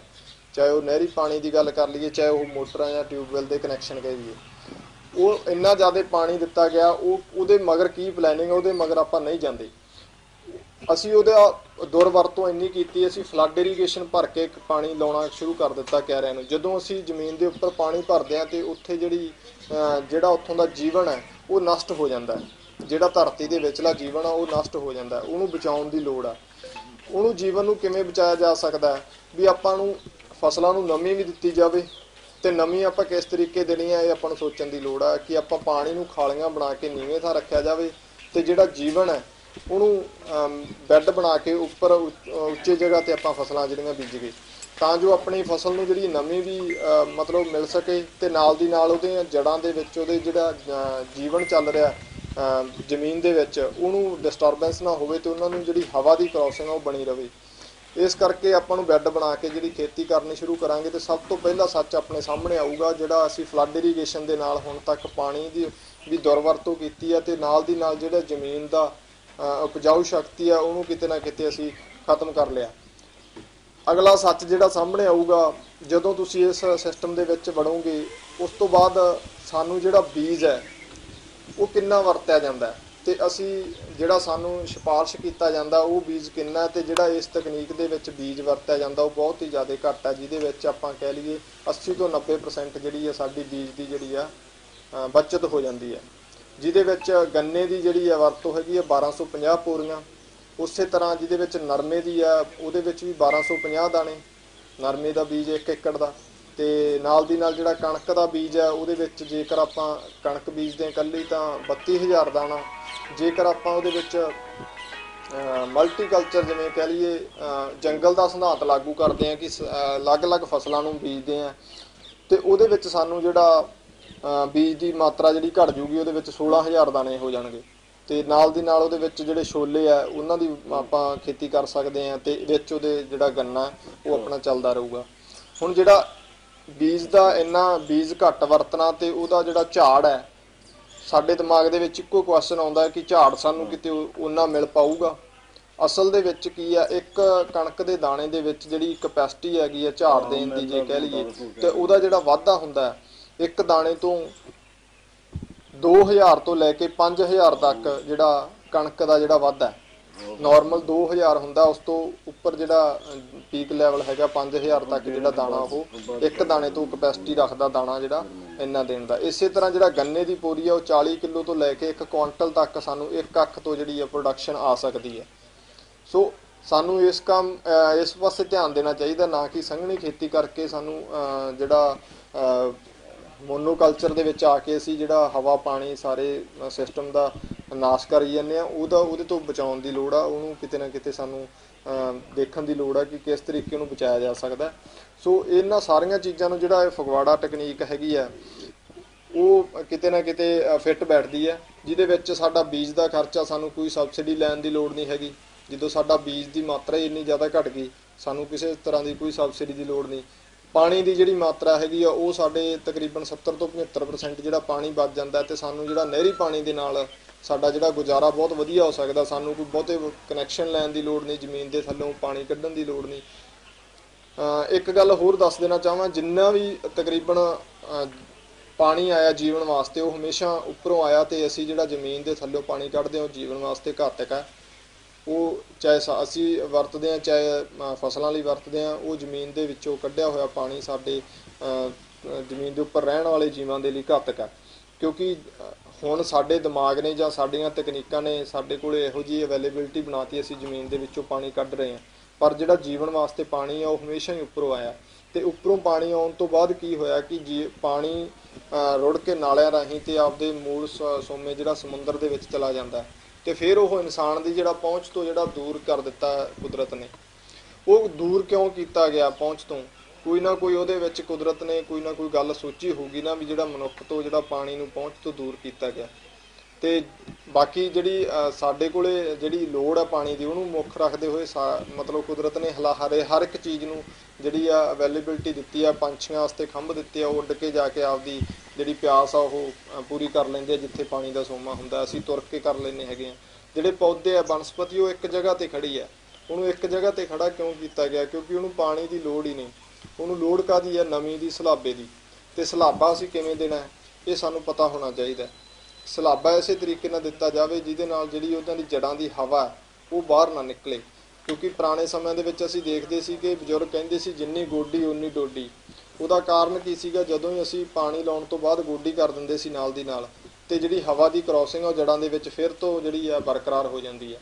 ਪਰ ਜਿਹੜਾ ਇਸ ਟਾਈਮ ਜਿਹੜਾ ਸਿਸਟਮ ਚੱਲ ਰਿਹਾ ਉਹਦੇ ਵਿੱਚ ਕੀ ਕੀਤਾ ਜਾ ਰਿਹਾ? ਸਾਨੂੰ ਜਿਹੜੀ ਖਾਦਾਂ ਦੀ ਵਰਤੋਂ ਜਿਹੜੀ ਅਸੀਂ ਨਾਲ ਦੀ ਨਾਲ ਕਰਦੇ ਹਾਂ। ਕਿਉਂਕਿ ਜਦੋਂ ਅਸੀਂ ਕਣਕ ਬੀਜਦੇ ਹਾਂ, ਕੋਰ ਕਣਕ ਦੇ ਵਿੱਚ ਕਦੇ ਵੀ ਸਾਨੂੰ ਕੋਈ ਘਾਟ ਦੀ ਮਤਲਬ ਕੋਈ ਸਮੱਸਿਆ ਨਹੀਂ ਆਉਂਦੀ। ਕਿ ਜਦੋਂ ਹੀ ਅਸੀਂ ਕਣਕ ਨੂੰ ਪਾਣੀ ਲਾ ਦਿੰਦੇ ਹਾਂ ਤੇ ਉਸ ਤੋਂ 3 ਦਿਨ ਬਾਅਦ ਸਾਨੂੰ ਜਿਹੜੀ ਹੈ ਕਣਕ ਉਹ ਪੀਲੀ ਪੈ ਜਾਂਦੀ ਹੈ, ਜੇਕਰ ਅਸੀਂ ਉਹਨੂੰ ਖਾਦ ਨਹੀਂ ਪਾਉਂਦੇ। ਇਹਦਾ ਕਾਰਨ ਕੀ ਹੈ? ਕਿਉਂਕਿ ਉਹਦੇ ਜਿਹੜੀਆਂ ਜੜ੍ਹਾਂ ਦੇ ਵਿੱਚੋਂ ਹਵਾ ਉਹ ਬਾਹਰ ਨਿਕਲ ਚੁੱਕੀ ਹੈ, ਤੇ ਜਿਹੜੀ ਉਹਦਾ ਪੌਦੇ ਦਾ ਜਿਹੜਾ ਉਹ ਸਾਹ ਘੁੱਟ ਰਿਹਾ, ਉਹਨੂੰ ਜਿਹੜੇ ਪੋਸ਼ਕ ਤੱਤ ਮਿਲਣੇ ਸੀ ਹਵਾ ਦੇ ਰਾਹੀਂ ਜਾਂ ਨਮੀ ਦੇ ਰਾਹੀਂ ਉਹ ਮਿਲਣੋਂ ਬੰਦ ਹੋ ਚੁੱਕੇ ਆ। ਉਹ ਮਰਨਾ ਸਟਾਰਟ ਹੋ ਜਾਂਦਾ। ਉਹਨੂੰ ਜੀਵਤ ਕਰਨ ਦੇ ਲਈ ਸਾਨੂੰ ਜਿਹੜਾ ਬਾਜ਼ਾਰ ਦੇ ਵਿੱਚੋਂ ਯੂਰੀਆ DAP ਲਿਆ ਕੇ ਸੁੱਟਦੇ ਆ, ਉਹਦੇ ਨਾਲ ਇੱਕ ਵਾਰੀ ਉਹਨੂੰ ਜਿਹੜਾ ਉਹਦਾ ਫੋਟੋਸਿੰਥੈਟਿਕ ਏਰੀਆ ਉੱਪਰਲਾ ਉਹ ਵੱਧਦਾ। ਉਹਦੇ ਨਾਲ ਜਿਹੜੀ ਖੁਰਾਕ ਸੂਰਜ ਤੋਂ ਲੈਣੀ ਹੁੰਦੀ ਹੈ ਉਹਦੀ ਜਿਹੜੀ ਸਪੀਡ ਵੱਧ ਜਾਂਦੀ ਹੈ। ਜਦੋਂ ਸਪੀਡ ਉੱਪਰੋਂ ਖੁਰਾਕ ਦੀ ਵੱਧਦੀ ਹੈ ਤੇ ਉਹ ਜੜ੍ਹਾਂ ਵਧਾਉਂਦੀ ਹੈ। ਜੜ੍ਹਾਂ ਵਧਾਉਂਦੀ ਹੈ ਤੇ ਮਿੱਟੀ ਦੇ ਵਿੱਚ ਫਿਰ ਜਿਹੜੀ ਹਵਾ ਦੀ ਜਿਹੜੀ ਆ ਮਤਲਬ ਕ੍ਰੋਸਿੰਗ ਸ਼ੁਰੂ ਹੋ ਜਾਂਦੀ ਹੈ। ਇਸ ਕਰਕੇ ਜਿਹੜਾ ਸਾਨੂੰ ਲੱਗਦਾ ਕਿ ਖਾਦ ਨਾਲ ਜਿਹੜੀ ਫਸਲ ਹੋ ਰਹੀ ਹੈ, ਖਾਦ ਨਾਲ ਨਹੀਂ ਫਸਲ ਹੋ ਰਹੀ। ਖਾਦ ਤਾਂ ਇੱਕ ਸਾਨੂੰ ਮਤਲਬ ਪਹਿਲਾਂ ਕਹਿੰਦੇ ਹੁੰਦੇ ਵੀ ਡੁਬੋਇਆ ਗਿਆ, ਤੇ ਡੁਬੋਣ ਤੋਂ ਬਾਅਦ ਸਾਨੂੰ ਉਹਨੂੰ ਕੱਢਣ ਵਾਸਤੇ ਇੱਕ ਵਸੀਲਾ ਦਿੱਤਾ ਗਿਆ ਵੀ ਇਸ ਤਰੀਕੇ ਹੁਣ ਤੁਸੀਂ ਬਾਹਰ ਆ ਜਾਓ। ਜੇਕਰ ਸਾਨੂੰ ਫਲੱਡ ਇਰੀਗੇਸ਼ਨ ਅੱਜ ਹਟਾ ਦੇਣ, ਪੰਜਾਬ ਦੇ ਵਿੱਚੋਂ ਵੀ ਫਲੱਡ ਇਰੀਗੇਸ਼ਨ ਨਹੀਂ ਕਰਨਾ, ਸਾਰੀਆਂ ਫਸਲਾਂ ਬੈਡਾਂ ਤੇ ਬੀਜਣੀਆਂ, ਤੁਹਾਡੇ ਸਾਹਮਣੇ ਇੱਕ ਜਿਹੜਾ ਜਿਹਦੇ ਕਰਕੇ ਅਸੀਂ ਸਭ ਤੋਂ ਪਹਿਲਾਂ ਸੰਘਰਸ਼ ਜਿਹੜਾ ਸਟਾਰਟਿੰਗ ਦੇ ਵਿੱਚ ਪੰਜਾਬ ਦੇ ਵਿੱਚ ਰੇਲਾਂ ਤੋਂ ਚੱਕ ਕੇ ਉੱਥੇ ਦਿੱਲੀ ਲੈ ਕੇ ਗਏ ਆ। ਸਭ ਤੋਂ ਪਹਿਲਾਂ ਇੱਥੇ ਹਾਰ ਜਿਹੜੀ ਹੈ ਕਿਸਾਨਾਂ ਦੀ ਕਿਉਂ ਹੋਈ ਆ? ਕਿਉਂਕਿ ਸਾਨੂੰ ਯੂਰੀਆ ਦੀ ਲੋੜ ਪੈ ਗਈ, ਇਸ ਕਰਕੇ ਸਾਡੀ ਮਜਬੂਰੀ ਬਣ ਗਈ ਕਿ ਸਾਨੂੰ ਰੇਲਾਂ ਚਲਾਉਣੀਆਂ ਪਈਆਂ। ਸੋ ਇਹਨਾਂ ਚੀਜ਼ਾਂ ਦੀਆਂ ਇਹ ਸਾਨੂੰ ਮਜਬੂਰ ਕੀਤਾ ਗਿਆ, ਸਾਡੀਆਂ ਮਜਬੂਰੀਆਂ ਬਣਾਈਆਂ ਗਈਆਂ, ਪਰ ਇਹ ਮਜਬੂਰੀ ਨਹੀਂ ਸੀਗੀ। ਜੇਕਰ ਕਿਸਾਨ ਦੀ ਫਸਲ ਬੈਡਾਂ ਤੇ ਹੁੰਦੀ ਤੇ ਉਹਨੂੰ ਕੋਈ ਯੂਰੀਆ DAP ਦੀ ਲੋੜ ਹੀ ਨਹੀਂ। ਜਿਹੜਾ ਲੱਖਾਂ ਦਾ ਪੈਸਟੀਸਾਈਡ ਦਾ ਕਾਰੋਬਾਰ ਹੈ ਹਵਾ ਦੇ ਵਿੱਚ ਹੀ ਚੱਲ ਰਿਹਾ। ਜਿੰਨਾ ਵੀ ਸਾਡੀ ਪ੍ਰੋਡਕਸ਼ਨ ਹੋ ਰਹੀ ਹੈ, ਜਿੰਨਾ ਵੀ ਸਾਡਾ ਪੈਸਾ, ਉਹ ਸਾਰੇ ਦਾ ਸਾਰਾ ਫਿਰ ਵਾਪਸ ਜਿਹੜਾ ਕਿ ਉਹਨਾਂ ਕਾਰਪੋਰੇਟ ਘਰਾਣਿਆਂ ਦੇ ਜੇਬਾਂ 'ਚ ਤੁਰਿਆ ਜਾ ਰਿਹਾ। ਇਸ ਕਰਕੇ ਸਾਨੂੰ ਇਸ ਸਾਰੇ ਸਿਸਟਮ ਤੋਂ ਬਚਣ ਵਾਸਤੇ ਜਿਹੜਾ ਕੁਦਰਤ ਦੇ ਨਾਲ ਸਹਿਯੋਗ ਕਰਕੇ ਜਿਹੜੀ ਖੇਤੀ ਕਰਨ ਦੀ ਆ ਉਹ ਵਿਧੀ ਆ, ਜਿਹੜੀ ਗੁੱਡ ਗਰੋ ਫਗਵਾੜਾ ਟੈਕਨੀਕ ਆ, ਉਹਨੂੰ ਅਪਣਾਉਣਾ ਚਾਹੀਦਾ। ਉਹਦੇ ਮੁਤਾਬਕ ਜਿਹੜੀ ਸਾਨੂੰ ਇਹ ਖੇਤੀ ਕਰਨੀ ਚਾਹੀਦੀ ਆ, ਜਿਹਦੇ ਵਿੱਚ ਅਸੀਂ ਹੁਣ ਮੈਂ ਗੱਲ ਕਰਾਂ ਕਿ ਫਸਲਾਂ ਬੀਜਣੀਆਂ ਕਿਵੇਂ ਆ। ਉਹਦੇ ਵਿੱਚ ਆਪਾਂ ਨੂੰ ਕੀ ਕਰਨਾ, ਆਪਾਂ ਸਭ ਤੋਂ ਪਹਿਲਾਂ ਜਿਹੜੇ ਬੈੱਡ ਬਣਾਉਣੇ ਹੈਗੇ ਆ ਉਹ ਅਸੀਂ ਧਿਆਨ ਦੇ ਵਿੱਚ ਰੱਖਣਾ ਹੈਗਾ ਕਿ ਜੇਕਰ ਅਸੀਂ ਗੰਨਾ ਜਾਂ ਨਰਮਾ ਕਿਹੜੀ ਬੈਲਟ ਦਾ ਸਿਸਟਮ ਹੈਗਾ, ਕਿਉਂਕਿ ਨਰਮਾ ਵੀ ਤਕਰੀਬਨ ਸਾਰੇ ਹੋ ਜਾਂਦਾ ਤੇ ਗੰਨਾ ਤਕਰੀਬਨ ਆਪਣੇ ਕੁਝ ਏਰੀਆ ਦੇ ਵਿੱਚ ਨਹੀਂ ਹੁੰਦਾਗਾ। ਗੰਨਾ ਤੇ ਨਰਮਾ ਅਸੀਂ ਦੋਵੇਂ ਜਿਹੜੀਆਂ ਮੇਨ ਕ੍ਰੌਪ ਆ ਸਿਕਿਉਰਿਟੀ ਵਜੋਂ ਲੈਣੀਆਂ, ਜਿਹਦੇ ਵਿੱਚ ਕੀ ਆ, ਜਿਹਦਾ ਸਾਰੇ ਦਾ ਸਾਰਾ ਪੈਸਾ ਸਾਡੀ ਜੇਬ ਦੇ ਵਿੱਚ ਜਾਵੇ। ਤੇ ਜਿਹੜੀਆਂ ਵਿੱਚ ਫਸਲਾਂ ਲੈਣੀਆਂ ਉਹ ਅਸੀਂ ਜਿਹੜੀਆਂ ਆਪਦੇ ਖਰਚੇ ਆ, ਜਿੰਨੇ ਵੀ ਘਰ ਦੇ ਖਰਚੇ ਹੋ ਗਏ ਜਾਂ ਆਪਦੇ ਬੀਜ ਦਾ ਖਰਚਾ ਹੋ ਗਿਆ, ਖੇਤ ਦੇ ਵਿੱਚ ਲੇਬਰ ਦਾ ਖਰਚਾ ਹੋ ਗਿਆ, ਸਾਰਾ ਜਿਹੜਾ ਉਹਦਾ ਖਰਚਾ ਹੈ ਉਹ ਪੂਰਾ ਕਰਨ ਵਾਸਤੇ ਸਾਨੂੰ ਜਿਹੜਾ ਵਿੱਚ ਜਿਹੜੀਆਂ ਅਲੱਗ-ਅਲੱਗ ਜਿਹੜੀਆਂ ਫਸਲਾਂ, ਜਿਹੜੀਆਂ ਮਿਸ਼ਰਤ ਖੇਤੀ ਜਿਹਨੂੰ ਕਹਿ ਦਿੰਦੇ ਆਪਾਂ, ਉਹ ਆਪਾਂ ਨੂੰ ਲਾਗੂ ਕਰਨਾ ਪਊਗਾ ਸਿਸਟਮ, ਜਿਹਦੇ ਵਿੱਚ ਅਸੀਂ ਬੈੱਡ ਬਣਾਉਣੇ ਹੈਗੇ ਚੜ੍ਹਦੇ ਲਹਿੰਦੇ ਬੈੱਡ ਬਣਾ ਕੇ ਉਸ ਤੋਂ ਬਾਅਦ ਜਿਹੜਾ ਪੂਰਬ ਪੱਛਮ ਬੈੱਡ ਖਿੱਚਣ ਤੋਂ ਬਾਅਦ ਜਿਹੜੀ ਦੱਖਣ ਬਾਹੀ ਤੇ ਜਿਹੜੀ ਸਾਨੂੰ ਗੰਨੇ ਦੀ ਜਿਹੜੀ ਆ ਇੱਕ ਅੱਖ ਹੈ ਜਿਹੜੀ ਉਹ ਸਾਨੂੰ ਕੱਟ ਕੇ ਇੱਕ ਅੱਖ ਜਿਹੜੀ 4-4 ਫੁੱਟ ਤੇ ਇੱਕ ਬੈੱਡ ਦੇ ਉੱਪਰ ਲਾਉਣੀ ਹੈ। ਉਸ ਤੋਂ ਬਾਅਦ ਨੈਕਸਟ ਬੈੱਡ ਜਿਹੜਾ ਅਸੀਂ ਖਾਲੀ ਛੱਡ ਦੇਣਾ। ਇੱਕ ਬੈੱਡ ਖਾਲੀ ਛੱਡਣ ਤੋਂ ਬਾਅਦ ਫਿਰ ਤੀਜੇ ਬੈੱਡ ਤੇ ਫਿਰ ਅਸੀਂ ਇੱਕ ਅੱਖ ਲਾਉਣੀ ਹੈ। ਇਸੇ ਤਰ੍ਹਾਂ ਇੱਕ ਬੈੱਡ ਸੰਨ ਦੇ ਵਿੱਚ ਖਾਲੀ ਛੱਡਦੇ ਜਾਣਾ, ਜਿਹਦੇ ਵਿੱਚ ਜਿਹੜੀ ਲਾਈਨ ਟੂ ਲਾਈਨ ਦੀ ਦੂਰੀ ਆ ਉਹ 8 ਫੁੱਟ ਹੋ ਜੂਗੀ। ਜਦੋਂ 8 ਫੁੱਟ ਦੂਰੀ ਹੋ ਜੂਗੀ ਉਹਦੇ ਵਿੱਚ ਕੀ ਆ, ਸਾਡਾ ਜਿਹੜਾ ਪੌਦੇ ਨੂੰ ਪੂਰਾ ਧੁੱਪ ਚਾਹੀਦੀ ਹੈ ਜਾਂ ਉਹਨੂੰ ਏਰੀਆ ਚਾਹੀਦਾ, ਆਕਾਸ਼ ਦੀ ਜਿਹੜੀ ਰਿਕੁਆਇਰਮੈਂਟ ਆ ਉਹ ਪੂਰੀ ਹੁੰਦੀ ਹੈ। ਇਸ ਕਰਕੇ ਸਾਨੂੰ ਇਸ ਚੀਜ਼ ਦਾ ਧਿਆਨ ਰੱਖ ਕੇ ਅਸੀਂ ਫਸਲਾਂ ਨੂੰ ਜਿਹੜਾ ਵਿਰਲਾ ਬੀਜਣਾ ਹੈਗਾ ਕਿ ਜਿਹੜੀ ਉਹਦੀ ਧੁੱਪ ਹੈ ਉਹ ਦੂਜੇ ਪੌਦਿਆਂ ਨੂੰ ਜਿਹੜੀ ਡਿਸਟਰਬ ਨਾ ਕਰੇ। ਤੇ ਉਹਦੇ ਵਿੱਚ ਜਿਹੜੀਆਂ ਫਸਲਾਂ ਦੂਜੀਆਂ 1250 ਪੂਰੀਆਂ ਜਿਹੜੀਆਂ ਸਾਡੀਆਂ ਕਿੱਲੇ ਦੇ ਵਿੱਚ ਲੱਗਣਗੀਆਂ ਗੰਨੇ ਦੀਆਂ। ਤੇ ਜਿਹੜਾ ਗੰਨੇ ਦਾ ਸਮਾਂ ਹੈ ਉਹ ਜਿਹੜਾ ਸਾਨੂੰ ਦੱਸਿਆ ਗਿਆ ਜਾਂ ਸਾਨੂੰ ਹੁਣ ਤੱਕ ਸਿਖਾਇਆ ਗਿਆ, ਉਸ ਸਮੇਂ ਤੋਂ ਅਲੱਗ ਸਮਾਂ ਹੈਗਾ ਅਗਸਤ ਦਾ। ਅਗਸਤ ਮਹੀਨੇ ਦੇ ਵਿੱਚ ਜਿਹੜਾ ਗੰਨੇ ਦਾ ਜਿਹੜਾ ਸਾਨੂੰ ਬਿਜਾਈ ਹੈ ਉਹ ਅਸੀਂ ਕਰਾਂਗੇ ਤਾਂ ਜਿਹੜਾ ਸਾਨੂੰ ਜਿਹੜੇ ਝਾੜ ਹੈ ਉਹ ਬਾਕਮਾਲ ਮਿਲਣਗੇ। ਤੇ ਨਾਲ ਦੀ ਨਾਲ ਜਿਹੜੀਆਂ ਸਾਨੂੰ ਗੱਲ ਕਰਕੇ ਗਏ ਹੈਗੇ ਕਿ ਪੈਸਟੀਸਾਈਡ ਦੀ ਕਿਉਂ ਜਿਹੜੀ ਲੋੜ ਪੈਂਦੀ ਆ ਤੇ ਉਹਦੀ ਵਰਤੋਂ ਨੂੰ ਅਸੀਂ ਕਿਵੇਂ ਘਟਾ ਸਕਦੇ ਹਾਂ। ਜਦੋਂ ਅਸੀਂ ਸਮਾਂ ਬਦਲ ਲੈਂਦੇ ਹਾਂ ਤਾਂ ਸਾਡਾ ਜਿਹੜਾ ਝਾੜ ਹੈ ਉਹ ਬਿਨਾਂ ਕਿਸੇ ਬਾਹਰੀ ਸਪੋਰਟ ਤੋਂ ਜਿਹੜਾ ਜਿੰਨਾ ਸਾਨੂੰ ਮਿਲ ਰਿਹਾ ਉਸ ਤੋਂ ਵੱਧ ਮਿਲੂਗਾ, ਘੱਟ ਨਹੀਂ ਮਿਲੂਗਾ। ਤੇ ਨਾਲ ਦੀ ਨਾਲ ਜਿਹੜਾ ਸਮਾਂ ਬਦਲਣ ਦੇ ਨਾਲ ਜਿਹੜਾ ਪੈਸਟੀਸਾਈਡ ਦਾ ਸਾਰਾ ਸਿਸਟਮ ਆ ਉਹ ਜਿਹੜਾ ਕਾਰੋਬਾਰ ਆ ਉਹ ਬੰਦ ਹੋ ਜਾਊਗਾ। ਉਹਦਾ ਕਾਰਨ ਕੀ ਹੈ ਕਿ ਜਿਹੜਾ ਕੁਦਰਤ ਨੇ ਹਰ ਇੱਕ ਪੌਦੇ ਨੂੰ ਪੈਦਾ ਕਰਨ ਵਾਸਤੇ ਉਹਦਾ ਏਰੀਆ ਵੀ ਮਤਲਬ ਕੁਦਰਤ ਡਿਸਾਈਡ ਕਰਦੀ ਹੈ ਵੀ ਕਿਹੜੇ ਖਿੱਤੇ ਦੇ ਵਿੱਚ ਕਿਹੜੀਆਂ ਫਸਲਾਂ ਹੋਣ ਤੇ ਕਿਹੜੇ ਖਿੱਤੇ 'ਚ ਕਿਹੜੀਆਂ ਹੋਣ। ਝੋਨਾ ਸਾਡੇ ਖਿੱਤੇ ਦੀ ਫਸਲ ਨੇ ਅਸੀਂ ਧੱਕੇ ਨਾਲ ਪੰਜਾਬ ਦੇ ਵਿੱਚ ਉਹਨੂੰ ਕਰ ਰਹੇ ਹਾਂ, ਜਿਹਦੇ ਨੁਕਸਾਨ ਸਾਨੂੰ ਆਉਣ ਵਾਲੇ ਸਮੇਂ ਦੇ ਵਿੱਚ ਹੋਰ ਵੀ ਜਿਹੜੇ ਭਿਆਨਕ ਮਿਲਣਗੇ। ਤੇ ਇਸੇ ਤਰ੍ਹਾਂ ਜਿਹੜੀਆਂ ਸਾਡੇ ਖਿੱਤੇ ਦੀਆਂ ਫਸਲਾਂ ਉਹਨਾਂ ਦੇ ਜੜ ਖੇਤਰ ਨੂੰ ਜਿਹੜੀ ਹਵਾ ਦੀ ਲੋੜ ਹੈ ਤੇ ਜਿਹੜਾ ਝੋਨਾ ਹੈ ਉਹਦੇ ਜੜ ਖੇਤਰ ਨੂੰ ਹਵਾ ਦੀ ਲੋੜ ਨਹੀਂ ਹੈਗੀ। ਇਸ ਕਰਕੇ ਜਿਹੜਾ ਝੋਨਾ ਸਾਨੂੰ ਛੱਡਣਾ ਪਊਗਾ ਤੇ ਬਾਕੀ ਦੀਆਂ ਜਿਹੜੀਆਂ ਫਸਲਾਂ ਹੈਗੀਆਂ ਉਹਨਾਂ ਨੂੰ ਸਾਨੂੰ ਮਤਲਬ ਆਪਦੇ ਖਿੱਤੇ ਦੇ ਵਿੱਚ ਉਗਾਉਣੀਆਂ ਪੈਣਗੀਆਂ। ਬਹੁਤ ਸਾਰੀਆਂ ਫਸਲਾਂ ਹੈਗੀਆਂ ਤੇ ਇਹਦੇ ਨਾਲ ਦੀ ਨਾਲ ਅਸੀਂ ਜਿਹੜੀ ਦੂਰੀ ਆ ਰੱਖ ਕੇ ਆਕਾਸ਼ ਦੀ ਜਿਹੜੀ ਰਿਕੁਆਇਰਮੈਂਟ ਪੂਰੀ ਕਰ ਦਿਆਂਗੇ ਗੰਨੇ ਦੇ ਨਾਲ। ਉਸ ਤੋਂ ਬਾਅਦ ਜਿਹੜਾ ਵਿਚਲਾ ਏਰੀਆ ਸਾਡੇ ਕੋਲ 8 ਫੁੱਟ ਦਾ ਏਰੀਆ ਵਿਚਕਾਰ ਬਚ ਜਾਂਦਾ ਹੈ, ਉਹਦੇ ਵਿੱਚ ਅਸੀਂ ਜਿਹੜੀਆਂ ਇੰਟਰ ਕ੍ਰੌਪ ਆ ਜਿਹਦੇ ਵਿੱਚ ਆਪਾਂ ਗੋਭੀ ਹੋ ਗਈ ਆ, ਵੇਲਾਂ ਵਾਲੀਆਂ ਸਾਰੀਆਂ ਫਸਲਾਂ ਹੋ ਗਈਆਂ, ਤਕਰੀਬਨ ਸਾਰੀਆਂ ਫਸਲਾਂ ਲੈ ਸਕਦੇ ਹਾਂ। ਕਣਕ ਦੀ ਜਿਹੜੀ ਹੈ ਫਸਲ ਆ ਉਹਦੇ ਵਿੱਚ ਸਾਨੂੰ ਪੂਰੇ ਕਿੱਲੇ ਦੀ ਨਹੀਂ 4 ਕਨਾਲਾਂ ਦੀ ਜਿਹੜੀ ਕਣਕ ਆ ਜਿਹੜੀ 1 ਕਿੱਲੇ ਦੇ ਵਿੱਚੋਂ ਮਿਲ ਸਕਦੀ ਹੈ, ਜਿਹਦੇ ਵਿੱਚ ਅਸੀਂ 16000 ਦਾਣਾ ਲਾਵਾਂਗੇ। ਜਿਹੜੀ ਵਿਚਕਾਰਲੀ ਖਾਲੀ ਰਹਿ ਜੂਗੀ ਉਹਦੇ ਦੋਨੋਂ ਸਾਈਡ ਜਿਹੜੀ ਕਣਕ ਦਾ 9-9 ਇੰਚ ਤੇ ਆਪਾਂ ਬੀਜ ਲਾਉਣਾ ਚੁੰਡੀ ਦੇ ਨਾਲ, ਜਿਹਦੇ ਵਿੱਚ ਆਪਣਾ ਮੰਨ ਕੇ ਚੱਲੋ 700-800 ਗ੍ਰਾਮ ਬੀਜ ਲੱਗੂਗਾ। ਤੇ ਉਸ ਤੋਂ ਬਾਅਦ ਜਿਹੜੇ ਛੋਲੇ ਆ ਬੈੱਡ ਦੇ ਹਰੇਕ ਬੈੱਡ ਦੇ ਜਿਹੜੇ ਤੇ ਆਪਾਂ ਗੰਨਾ ਲੱਗਿਆ, ਦੂਸਰੇ ਵੀ ਜਿੰਨੇ ਵੀ ਬੈੱਡ ਹੈਗੇ ਆ, ਸਾਰੇ ਹੀ ਬੈੱਡਾਂ ਦੇ ਉੱਪਰ ਜਿਹੜਾ ਛੋਲਿਆਂ ਦਾ ਜਿਹੜਾ ਇੱਕ ਇੱਕ ਦਾਣਾ 2-2 ਫੁੱਟ ਤੇ ਆਪਾਂ ਵਿਚਕਾਰ ਲਾਉਣਾ। ਉਹਦੇ ਨਾਲ ਕੀ ਹੋਊਗਾ ਕਿ ਸਾਡੀ ਜਿਹੜੀ ਛੋਲਿਆਂ ਦੀ ਆ 1 ਕਿੱਲੇ ਦੀ ਜਿਹੜੀ ਪੂਰੀ ਫਸਲ ਹੈ ਉਹ ਜਿਹੜੀ ਛੋਲਿਆਂ ਦੀ 1 ਕਿੱਲੇ 'ਚ ਨਿਕਲੂਗੀ, ਤੇ ਨਾਲ ਦੀ ਨਾਲ ਜਿਹੜੀ 4 ਕਨਾਲਾਂ ਦੀ ਜਿਹੜੀ ਸਾਡੀ ਕਣਕ ਹੈ ਉਹ ਨਿਕਲੂਗੀ। ਤੇ ਜਿਹੜਾ ਗੰਨਾ ਹੈ ਉਹ ਸਾਡਾ ਇਸ ਸਿਸਟਮ ਦੇ ਵਿੱਚੋਂ ਚੱਲਦਾ ਰਹੂਗਾ ਅਗਸਤ ਦੇ ਵਿੱਚ ਲੱਗਿਆ ਹੋਇਆ।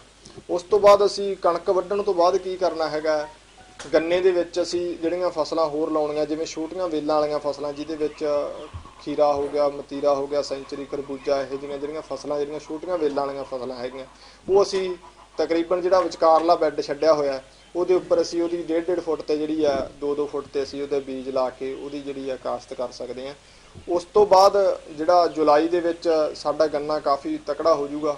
ਉਸ ਤੋਂ ਬਾਅਦ ਅਸੀਂ ਜੁਲਾਈ ਦੇ ਵਿੱਚ ਇਹਨੂੰ ਮਿੱਟੀ ਲਾ ਦਿਆਂਗੇ, ਤਵੇ ਪੁੱਠੇ ਕਰਕੇ ਤਵੀ ਵਾਲੇ ਜਿੰਦਰੇ ਨਾਲ ਅਸੀਂ ਟਰੈਕਟਰ ਦੇ ਨਾਲ ਵਿਚਕਾਰਲੇ 8 ਫੁੱਟ ਵਾਲਾ ਜਿਹੜਾ ਜਗ੍ਹਾ ਹੈਗੀ ਉਹਦੇ ਵਿੱਚ ਦੀ ਨਿਗਾਹ ਕੇ ਅਸੀਂ ਗੰਨੇ ਨੂੰ ਮਿੱਟੀ ਲਾ ਦਿਆਂਗੇ, ਤੇ ਦਸੰਬਰ ਦੇ ਵਿੱਚ ਸਾਡਾ ਗੰਨਾ ਜਿਹੜਾ ਉਹ ਤਿਆਰ ਹੋ ਜਾਊਗਾ। ਉਸ ਤੋਂ ਬਾਅਦ ਜਿਹੜਾ ਅੱਗੇ ਤਿਆਰੀ ਕਰਨੀ ਹੈਗੀ ਆ ਅਸੀਂ ਫਸਲ ਦੀ, ਉਹ ਕੀ ਕਰਨੀ ਹੈਗੀ ਆ ਕਿ ਜਾਂ ਤਾਂ ਅਸੀਂ ਮੱਕੀ ਬੀਜ ਲਈਏ ਗੰਨੇ ਤੋਂ ਬਾਅਦ। ਮੱਕੀ ਬੀਜਣ ਤੋਂ ਬਾਅਦ ਜਿਹੜਾ ਅਗਸਤ ਦੇ ਵਿੱਚ ਸਾਡਾ ਜ਼ਮੀਨ ਹੈ ਜਿਹੜੀ ਉਹ ਖਾਲੀ ਹੋ ਜੂ ਫਿਰ ਤੋਂ ਗੰਨੇ ਲਈ।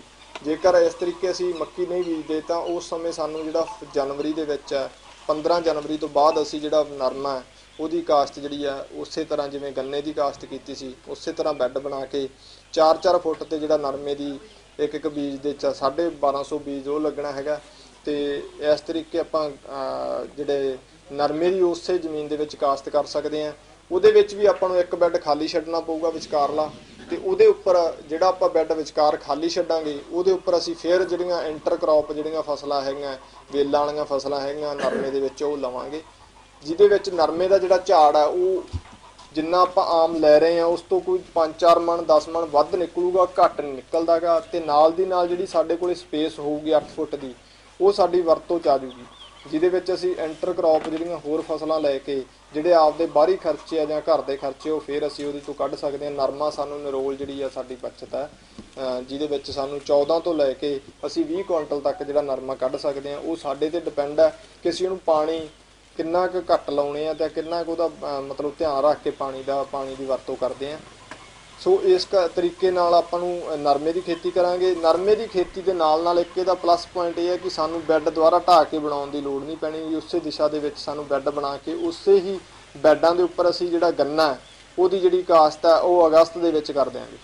ਜਿਹੜੇ ਵਿਚਕਾਰਲਾ ਇੱਕ ਬੈੱਡ ਖਾਲੀ ਛੱਡਿਆ ਉਹਦੇ ਵਿੱਚ ਅਸੀਂ ਫਿਰ ਤੋਂ ਜਿਹੜਾ 4-4 ਫੁੱਟ ਤੇ ਗੰਨੇ ਦੀ ਹੈ ਜਿਹੜੀ ਇੱਕ ਗਨੇਰੀ ਲਾਉਂਦੇ ਜਾਵਾਂਗੇ, ਤੇ ਜਿਹੜਾ ਗੰਨਾ ਉਹ ਨਰਮੇ ਦੀ ਚੁਗਾਈ ਚੱਲਦੀ ਹੋਊਗੀ ਤੇ ਗੰਨਾ ਸਾਡਾ ਜਿਹੜਾ ਉਹ ਫੁੱਟਿਆ ਹੋਊਗਾ।